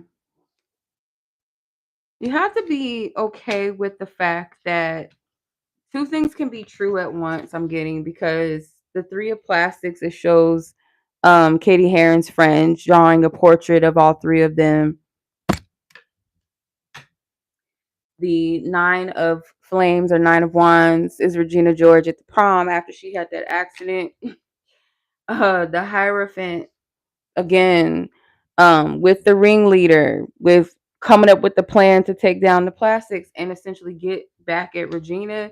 So it's like you have to kind of understand that in order to trust again, there might be a very important relationship that you had where this person, two things could be true at once, that yes, this person is wounded and have their own selfish motives and may have used you in that or worked against you, you know, to get what they wanted, you know, at all costs. But they also may love you, you know, in their own way, from their own level of understanding. And not being afraid after you've taken a hit or after you feel like everything has crumbled on you, or everything that you, or every person that you ever gave your heart to is like betrayed you, or the important people that you held in high regard hurt you, betrayed you, lied, cheated, whatever the case may be, gossiped. Um, in spite of that, you're still able to show up, or spirit is encouraging you to show up. Because Regina George, like, she came into the prom with all her headgear after she had that terrible accident, still had, you know, was still, she still looked nice. And that showed confidence. She's, I'm not missing my prom because of a little, you know, not even just a little something, something big that happened. So being able to still show up for yourself, you know, even if there's a little bit of scars, that is the first step to trusting again, is you trusting yourself, you know, showing up for you. And understanding and learning from the person that hurt you and wounded you is that this person is wounded and hurt. That I can't take it too personally. You know, the other guy should also feel some type of way because, like, he's almost like her little minion running behind her as well. You know, give me my pink shirt back, dude. I want my pink shirt back. Even he's a little bit of a pawn, but he's also an instigator too. I noticed. You know, he's an instigator, and it's giving that follower energy, not being able to stand on your own 2 feet. So if you look at it, it's like, oh, well, this other person also, you know, has other people that play into the game. So I can't take it personal. It's this person's own energy. And any of us that fall into that and play into that role, you know, it's something we have to work on ourselves. We can't project it onto the ringleader. We have to be our own leader. We have to be our own sovereign being outside of this connection. I feel like, so once you get to that place where you start with the root or you forgive, that is going to help you with your process to trusting again. It's going to help you to trusting again the people that really see you and value you, because you'll know the difference. Because honestly, truthfully, people that cannot withstand you being your authentic self, like your healthy whole self. I'm not talking about, oh, I'm just a bitch. It's in my zodiac sign. That's why, just accept it. I'm not talking, that's not being your true self. You're just a fucking asshole that don't want to heal, right? But your authentic self, the part of you that has pure joy and certain things and just your core self, when people show up for that, and really that is the people that you should be paying attention to and giving your energy to, versus the people that don't. Because what's going to happen is they're going to try to get you to dim your light. They're going to try to get you to question yourself, or they're going to criticize and demonize everything you do, or at least the things that they don't understand or they don't resonate with, or they might be intimidated by. Those are not your people. So you got 3 major arcana cards. You got the Wheel of Fortune, you got the Devil, and you have the Justice card. So again, that trusting yourself is really freeing yourself from the toxic patterns, or just seeing where the patterns were there, you know um because I do feel like these were karmic energies. And when I say karmic, like the bad side of karma, or just like the heavy sides, those experiences where we see where our actions land us when we don't honor and love and respect ourselves. When we don't know our worth or our value, the consequences of walking in that energy and learning from that. Um, the consequences of compromising yourself, or being in attachments rather than connection, is the difference between attaching energies versus being truly connected. You can have anxious attachments, you can have trauma attachments or trauma bonds, but those are not real connections. They're not based off of things that are healthy, things that are forward moving, and so on and so forth. You know what I mean? So let's see what else. Trusting again. What does that look like?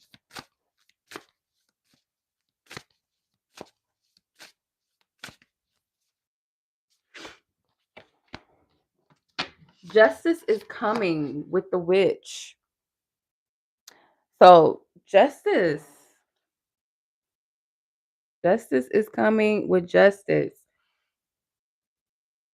You're gonna get the energy that you that you're meant to experience. Like, it's gonna be the justice to finally, or to experience more of, because you may have real soul tribe people in your life. Might be cutting off some energies or some connections that you need to. It could be a relationship, could be some false friendships or dynamics that just aren't for you, but that doesn't mean that you don't already have that love. And I feel like you're going to see it amplified more once you cut out what is not for you. You're going to see that the justice comes from the real connections, the real love, or new connections forming and building and coming into your life as you remove yourself, or be okay with certain energies leaving your life, you know, that aren't for you, at least, right? Okay.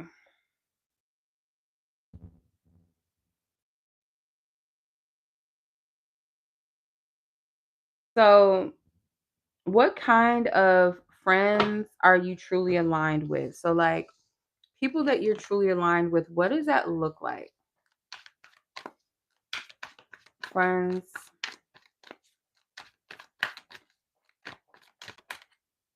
Okay. So, you have the 6 of Daggers, which is the 6 of Swords,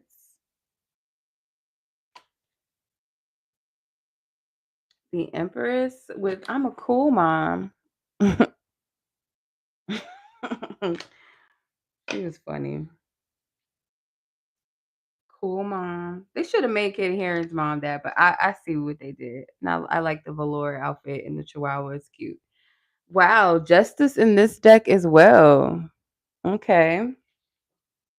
So 3 times the confirmation with justice energy.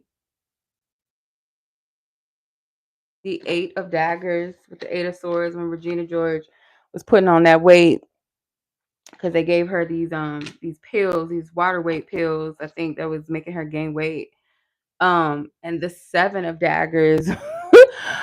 I think what was this the scene where the friend they were pretending like he stole her purse so Aaron Samuels would catch Regina cheating on him in the gym or something like that. So the friendships, I feel like this is the energy that you're moving away from. Okay. Some of you guys may have like a friendship bond with your mother. Um, so it's kind of like something where there's nothing wrong with being your like friends with your parents, but I feel like there's a boundary where some parents don't know the difference between like a friendship between a mother, father, and child, versus like trying to be like them and dress and be, you know what I mean? Like it's inappropriate energy. It's not someone that you can really look up to as a or paternal figure. So some of these relationships might have been built based off of like toxic social constructs. I hope I'm making sense when I say this because I don't really know how to explain this. Like I get what Spirit's trying to say, but I don't understand how to like explain it. So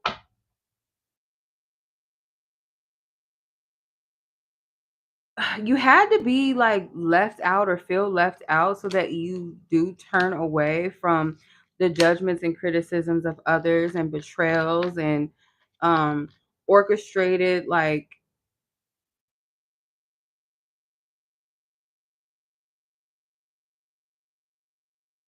because there was like a whole plan, like a selfish plan to like make something happen and you just got caught up in it. And I feel like you're used to that energy because of, or if it's not your own parental upbringing, this could be like the people that have hurt you. Look who they were raised by. I'm hearing like if you know their parents or something, it's like look at where they came from because it will help you to understand why people operate the way that they do sometimes.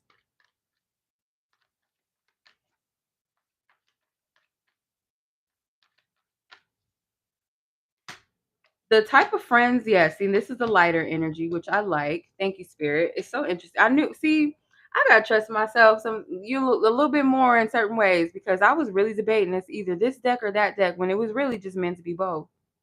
For real.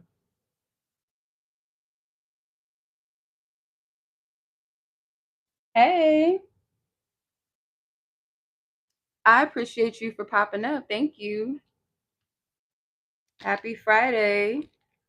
So not only do you have the Empress in the Mean Girls Tarot, but you also have her at the bottom of the deck in the Modern Witch, which is the real energy.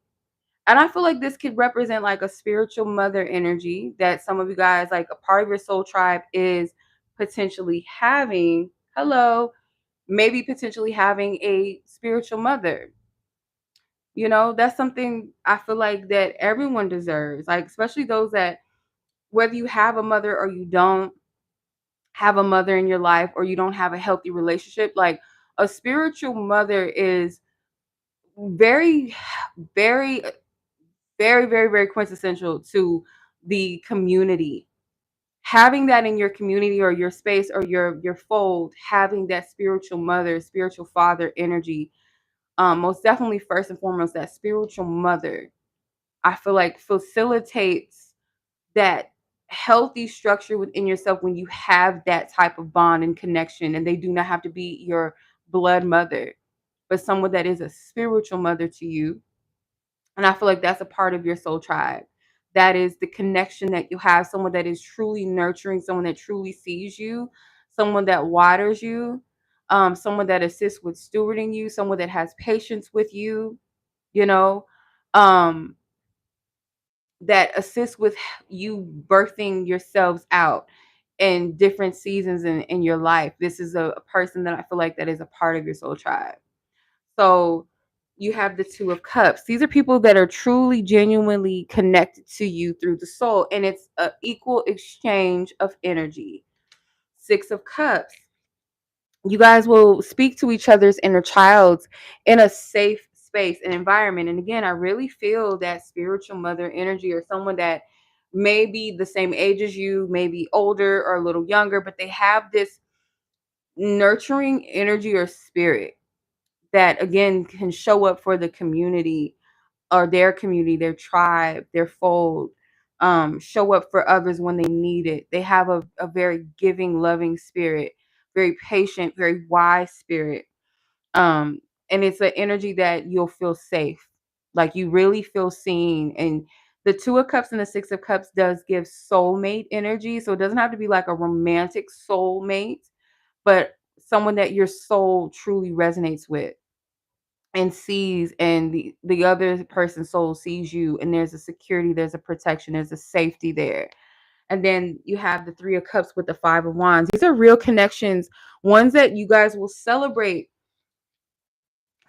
each other. And then the Five of Wands coming out in reverse is very telling. There's no shadiness, there's no competition, there's no funny energy, there's no competing and comparing type of vibes. With the Three of Cups, I do feel like the celebration is not only when good things happen to you or for you, but also celebrating the milestones of things that you've struggled with, things that felt like you weren't that good at, or you weren't this. And it's like showing up for yourself. They'll celebrate you even in the smallest ways. So like, I feel, for parents to let their kids know that they're not only proud of them when they get good grades or other things like that, being recognized for things in school or whatever, but celebrating their child when maybe their child gets bullied and they stand up for themselves, or they handle something in a mature way of saying, I'm proud of you for that. Or a person that's going through depression and um, they wake themselves out of bed. Like, I know that life is hard for you, but I'm proud that you still show up for yourself every day.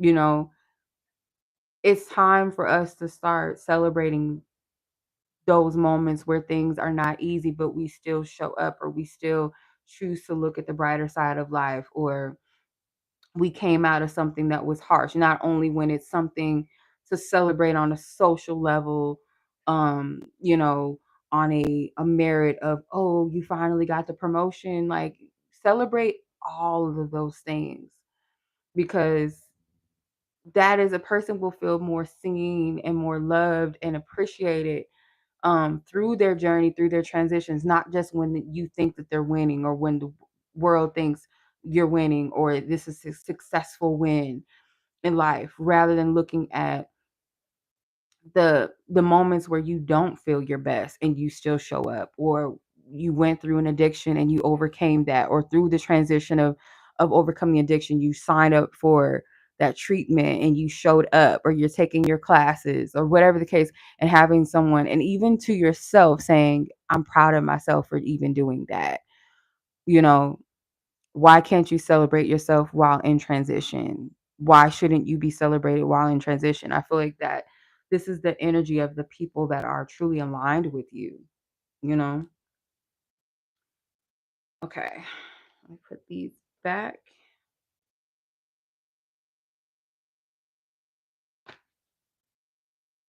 So how can you become a magnet for your soul tribe? I don't think I'm gonna use the Mean Girls Tarot anymore because I feel like we got through the shadow energy for the most part. So I'm just gonna put this back. We're gonna use just the Modern Witch. So how can you become a magnet for your soul family? So, like, any spiritual or practical advice to becoming more receptive to real connections. And this can also be, like I said, not just about friendship, but like romantic energy too, like a true connection. So, you have the King of Cups, you have the Three of Pentacles, and you have the King of Swords. So it's both emotionally mature energy, emotionally grounded energy, but also very practical and logical as well energy. That's a balance. That's going to help you um, be more content, you know, being comfortable with being seen, being comfortable. You see how this girl, she doesn't have no clothes on. I can't show it too long, but she's nude, And there's people that are, you know, there's one woman that's sculpting her, and there's someone that's probably like an art teacher. So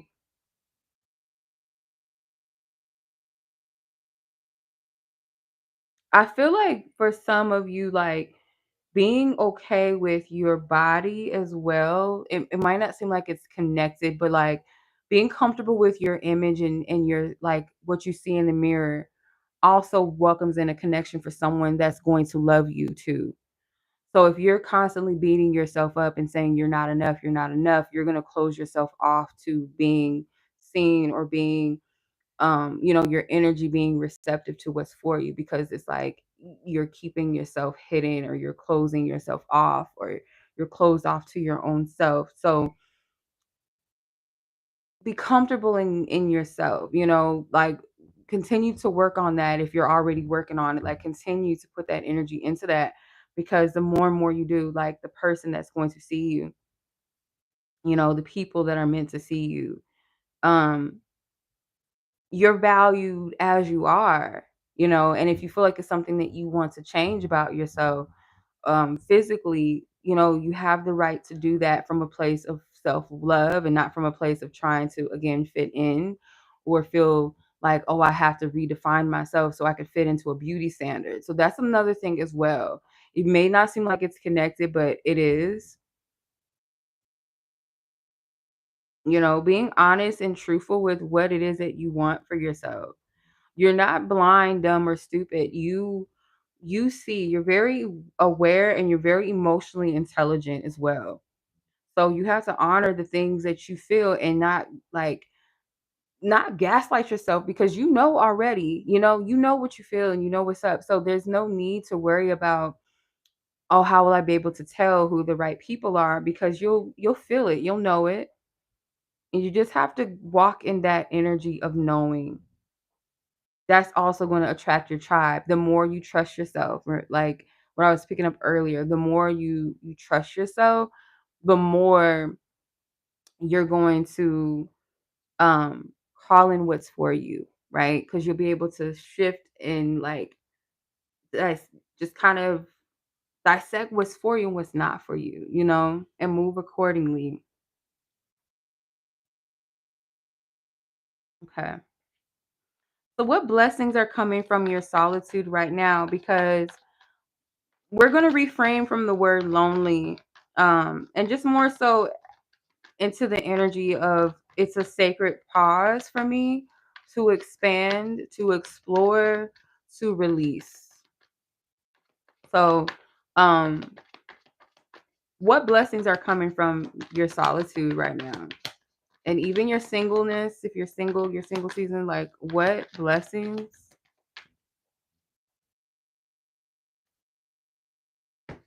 Okay, so you have the 10 of cups, you have the lovers, you have the Queen of Cups again, or actually, you didn't have this. I think someone got this in the fairy reads we did earlier, but you got the Three of Wands, the Six of Wands. But we did have the King of Cups that just came out, right? So, and then the Strength card. So this could be like a metaphor for a reciprocal connection in your life or connections. So the blessings within your solitude is that you are going to come out victorious in this energy, more strong, more, you know, that spiritual fortitude is going to pay well for you, because it's like you have that governance, that power over your lower nature, that, you know, you're able to, not to say that it will never be there, that your ego is not going to show up to protect itself or to defend or whatever, but it's your higher self, that healed part of yourself that came out of that cave, that tunnel of solitude, of hurt or feeling lonely, and coming out of it with a stronger sense of self and knowing how to check yourself, knowing how to bring yourself back to center and balance, to not allow other people's egos, traumas, and wounds to take you off balance and off center with yourself. You know, being able to ground and root yourself, to see it for what it is, you know. Because the truth is, I feel like the blessings that come from this is that you're going to see your worthiness in having those bonds or those sacred connections, that you are worthy of having people that celebrate you as you celebrate them, celebrating each other, a connection that is free in a sense of like there's no conditioning of, I'm only here as long as this, is a fun ride, or as long as it's shiny and pretty, but it's an energy of you're free to be your authentic self and I'm free to be my authentic self. As long as this connection is healthy and helps us both, I'm here, I'm open. But as soon as it becomes something that no longer serves me or doesn't serve you, that we're free to separate. We're not stuck. We're not fixed, in something if it's not rooted or if it's not something that's healthy for us or healthy any longer. That that you do have a lot of love to give, and it's not a weakness. It's not something to shame yourself for the depth of love that you have and the ability you have to love and give to people. There's no limit on it. You can't put a cap on it, but you do have to manage how much you give, right? So, yes, the Queen of Cups is centered around the ocean, which is very infinite. It's full of depth. It's almost like there's no measurement of how big the ocean is. It's like you can't measure it, but you can, measure those emotions and that heart and that love that you give through this cup by pouring into, but not overflowing or overfilling it where there's no pouring back in, right? Where it's just like you're just pouring and pouring. So you can control in a sense, or you can emotionally manage how much you give, as someone that is a natural giver, that's someone that does love from a pure place, that may be hard for you to do at first. But as the King of Cups, it's more of a groundedness, it's more of a balance of um because if I don't even know if I should even look for it again. But if you notice in the traditional tarots how the Queen of Cups is on the land, she's like on the sand, not quite in the water. So it's almost like she's not fully ready to really indulge in the emotional realm because there's no balance yet. It might be an energy that's too giving, too poor, too willing to pour into just anything and anyone without measure. Whereas the King of Cups is able to exist on the ocean's surface. Like he's able to sit on the water, almost levitate and float with his throne on the water, to the point where it's like I can exist in this realm and not sink because I have balance. Kings are just the master energies, not about male or female energy, but it's more so just like the level of maturity as a person. So like the pages being the baby stage or the young stage, so on and so forth. But the king represents that mature state, mastered state. So that this love that you have to offer and give is something that is completely just not something that you can place a limit to. It's not a measurement that is just capped. You know what I mean? But you can manage it better. So the blessings that come from your energy of solitude is the inner knowing and seeing that you are deserving of a relationship that's beautiful, and that energy is going to come in the forms of pure connections. And it's just an anticipation. you know you're going to come into more of a place of anticipating, the good shit. Because yeah, like right now, this is a season where I feel like are very close,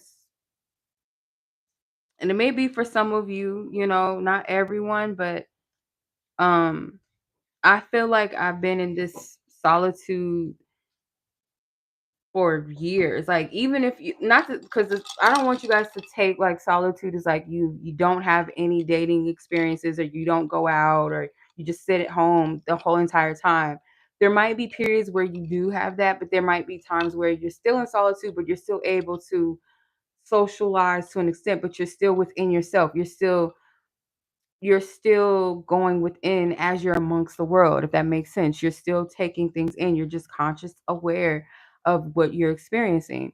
And I feel like I've been in that state for a very long time, for years and years and years and years. And I feel like it's time to be more open to new experiences. Like, I don't know, I'm kind of nervous about dating. I'm gonna be honest, like really dating. I'm really nervous because I don't know about how I feel about that. I'm not gonna just be like putting myself out there on the line. I don't think dating sites are for me and all this shit. I'm not really into that. But I feel like for some of you guys, like, you could be in that place where you feel, okay, it's open. I'm ready to meet people. I'm ready to connect with, my tribe or people that are for me, and it could be a little bit scary sometimes, or you're ready to go back out and date and things like that. But it's okay to be um open again, because I know that it gets kind of comfortable being in your bubble or being in a safe space and being like, oh, I can pull out, I can just walk away from this. But it's okay to be receptive and open. I feel like you're at a place where you're wise enough to discern what's for you and what's not for you. Okay, so let's pull from the faces of Oshun, and then we'll get the ritual is going to be really short because I don't have all of my materials on me. But I'll just like give you the rundown. But let's see. Last message.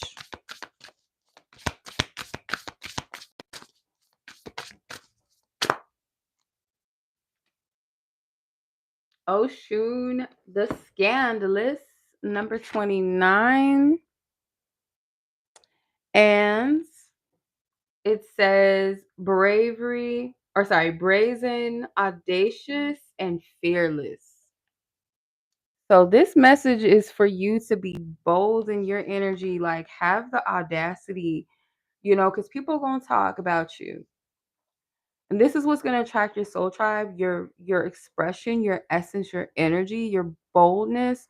And it doesn't have to be bold as far as like the colors or the clothes that you wear, the things that you say out of your mouth, but it's like to be unapologetically yourself, even if it makes people uncomfortable. And sometimes it's just being someone that moves in silence, someone that is, you know, okay with being independent and not being seen and loud and or having to be seen and loud, but just allowing yourself to your presence and your essence to speak for itself and to just show up, to just be yourself, to be okay with that, just that boldness of being you and not feeling the need to put it in a box. Okay, put that star in a circle, not feeling the need to do that and just allow your star to exist, um in an infinite space. Stars exist in the sky, that infinite is no just, oh, I'm just gonna be in the square, I'm just gonna be in the circle. It's no more of that. Okay, let me see what this card says. Number 29.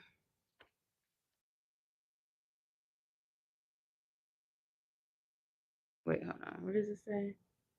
About the initiation of laughter. So this section of the book, the guidebook, is because she has different sections of what the cards, like what they all fall under the category, and this falls under the category of initiation of laughter. So it says this is these are 5 cards that investigates communications, expressions, and truth, urging you to voice your innermost thoughts and feelings and harness the power of authentic self expression. This suit aligns with the throat chakra.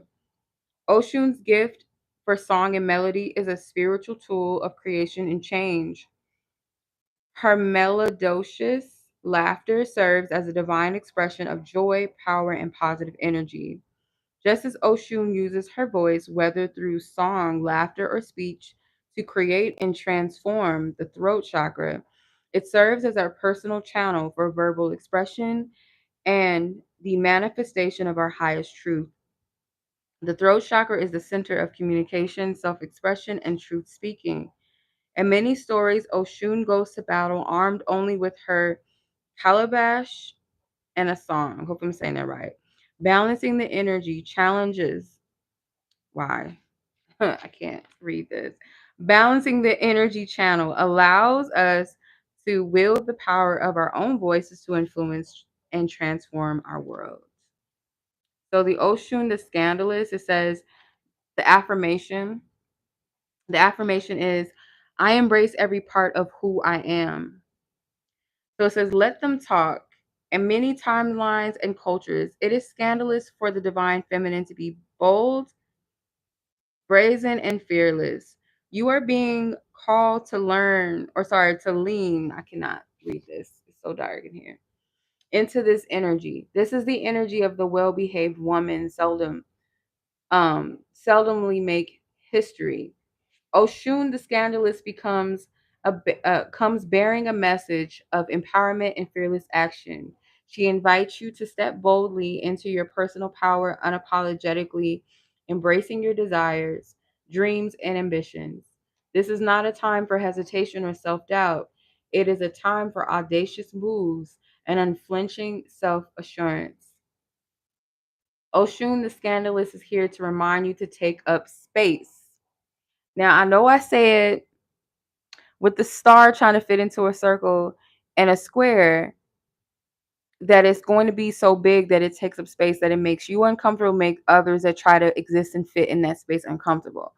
It's going to happen, but as long as you're not trying to fit into things and places that you're not supposed to, but it's okay. Like you're going to be a person that others are going to feel like you're taking up space when you're being your authentic self and you shine in that. When others are not, it highlights what, not so much who you are, but just like who they feel they are not. So when you are walking in your energy, a person that is not also walking their own energy is going to feel some type of way about that. And naturally, it will be a projection onto that person or that light. Like, oh, it's because of you. You did this. You shed a light. Like, just shed a light on what is or what isn't. That's all you did. It doesn't take away from the fact that something is or it isn't. It just shed a light on it. You know what I'm saying? I hope I'm making sense. Anyway,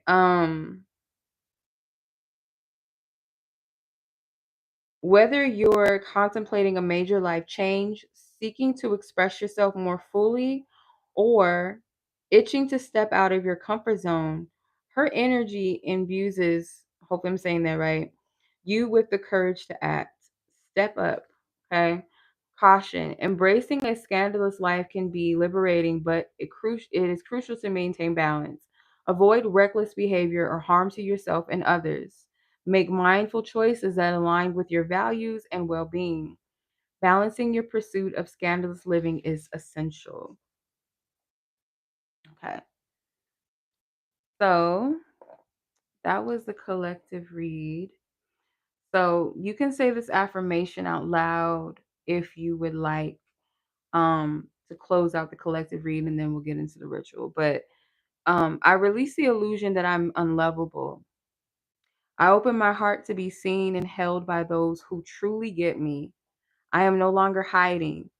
I am calling in my soul family now. All right, Ashe. Okay, so I want to see. My timestamp is 128:54. Okay, 128:54. For sure. I'm gonna have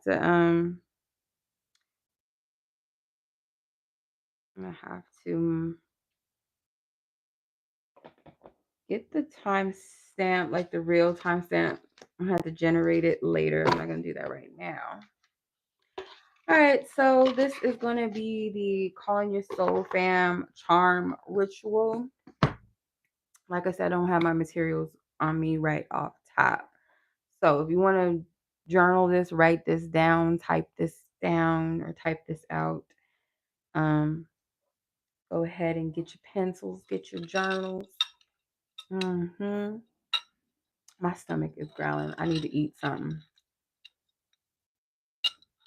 I shouldn't be drinking this, but this is so bomb. This is a drink I made. I'll share it eventually. It already has a name.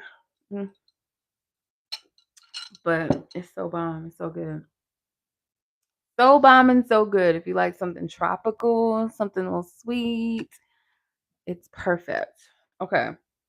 So this ritual is to help you release any fake relationships or energies with friendships, heal any feelings of loneliness, and that magnetizes real, mutual, and divine friendships. So, what you're going to need, I wish I had like a bracelet that's already made because I actually want to do this with friends that I already do have and probably make like one of my own, but I love this idea. So if you're not into, it doesn't have to be like those candy bracelets as they call them candy, like the beaded ones, because some people might think that that's not their style or is childish. You can get like crystals or stones that represent the energy of love and connectivity and healing and all of that. So you can create that and then like get a charm. I would say like a perfect charm for friendship, in my opinion, um, is an elephant. Because I think that they're like the perfect, um, maybe even dogs or paws, but that's kind of, I don't know, some people might think that's a little childish, but I love elephants and I feel like elephants would be like a perfect totem or symbol for friendship. Maybe specific flowers, like you can get like a charm of like a sunflower or daisy. I believe those are friendship flowers, if I'm not mistaken. Um, so yeah, what you're gonna need is you're gonna need a charm bracelet. You can even do a necklace, but you need something that's like a stretchy cord to use um to make your bracelet. So like I said, you can like put your own energy, your own colors, each color, each bead can represent something energetically as far as that calling into the friendship, right? Um you're also going to need a candle. Preferably something pink, maybe green or yellow. Yellow, I feel like is a beautiful color for like friendship energy. It just gives off friendly, welcoming energy. Pink as well. Um, any size doesn't have to be like only one, just this size, that size. It's up to you. I feel like the bigger the candle, maybe the extensive the work that you're intending to use or do. So like one of the 7-day candles, like if you really want to work through and heal and charge that energy, um, working with a 7-day candle is fit, I feel like. But if you're just like, oh, I just want to do this one time, just get this straight, like set the intention real quick, get it done, set it out there in motion, then you can use like a little candle, like a chime candle, um, candlestick or something like that.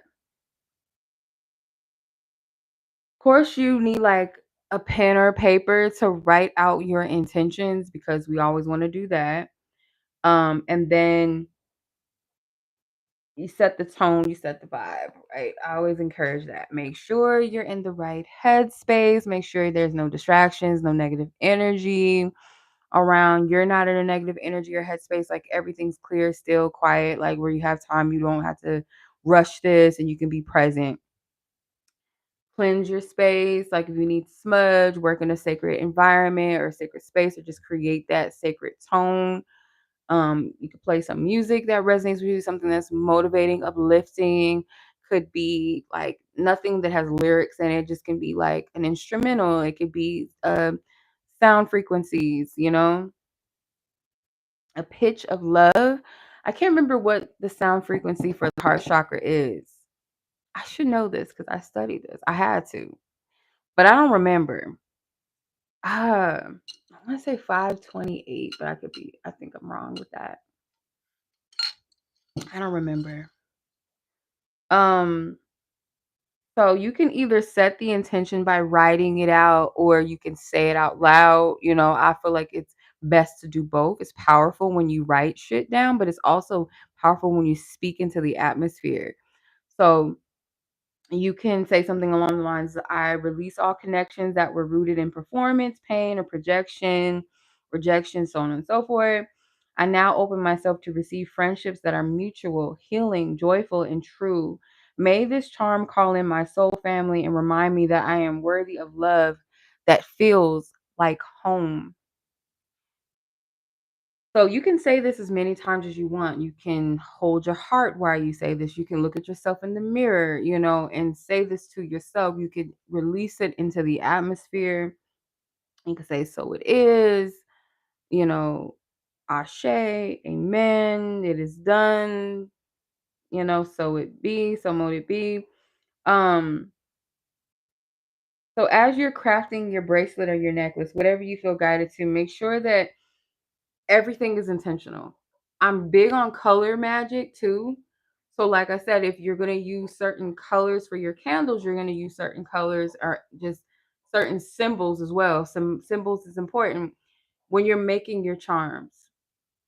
So like you could do like a pink and yellow, pink and green, or pink, yellow, green, or green, yellow, or whatever. It could be anything, like a purple bead for discernment, or a a green bead for receptivity and love or acceptance.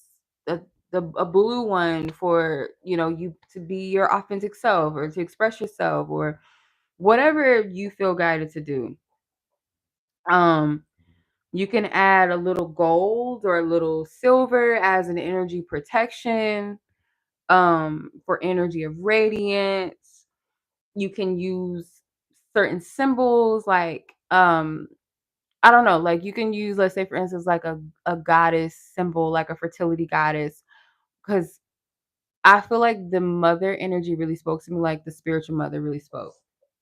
So like maybe a fertility goddess. If it's also attracting like divine partnership, you could put like rings or a heart, or make every charm and every bracelet something intentional. And you don't have to like spend a whole bunch of money, because there's like lots of places that you can find like bead shops where they have charms, that you can buy for like the low. If you're looking for genuine gemstones, that might be a little pricey sometimes, but I would prefer that. Um, but everything must be intentional. Or you can do like the little kits, the little beaded bracelets, like the candies, that they call them candy bracelets, but they're like, the beaded bracelets. You can put like your name and stuff on it. Like you can that don't cost nothing. That costs absolutely nothing. But this is just like intentional. You can bless it once you're done.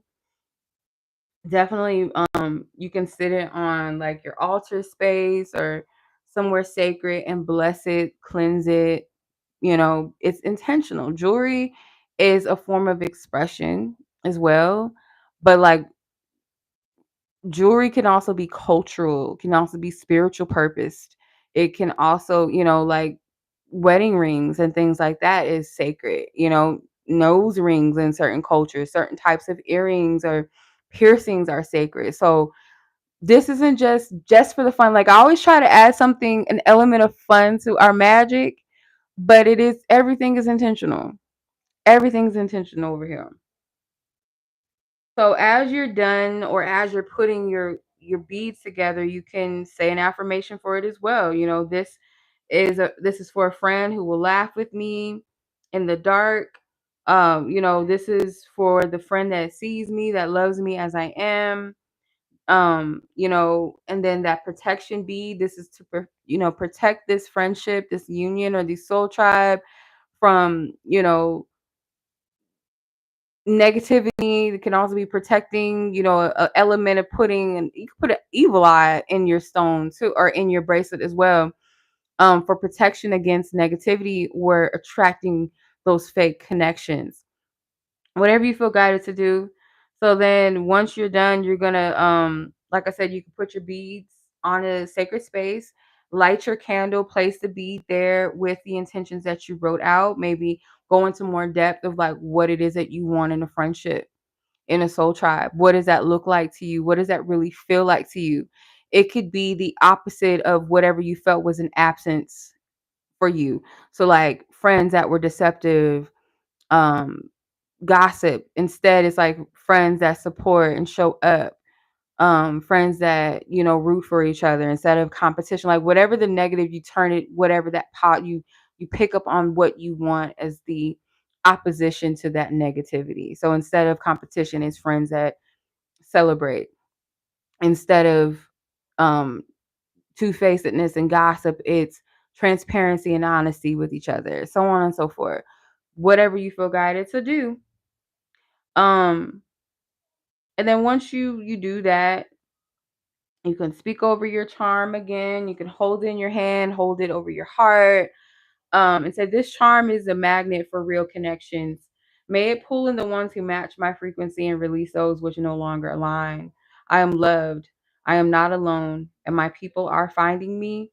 Some of you guys already have people in your life as well that do appreciate you. So ask God to reveal them or for you to appreciate them more, you know? Um, just meditate on the energy that you want while you're lighting that candle. I like to cleanse my candles before I use them and pray over them before I even use them, especially if they're like fresh from the store or something like that, and you don't know how many hands were on it, who manufactured it. So you just want to cleanse the energy out of it. Um, so yeah. So you can affirm what it is that you seek, Um, I call in like I call in the real ones, my true tribe. I call in laughter. I call in trust. I call in love. I call in joy. I call in friends who see my soul and speak my language. I am magnetic. I am worthy. I am never alone. I am divinely loved. That those affirmations. So yeah, that was a lie for tonight. I hope you guys enjoyed it. The next one is going to be close to my birthday, so I might do something for the Taurus energy. We'll see. The next one. I don't think I'm going to do anything that Friday night. Might do something Saturday, maybe for my birthday. I don't know. I'm not 100% sure. I'm still debating. But yeah, next week is my birthday, so I'm excited. I'm going to do something clever, fun, transformative for next Ghetto Fairy Friday. So be on the lookout for that. But other than that, y'all, that is the reading. That is the live. I hope you guys enjoyed this one.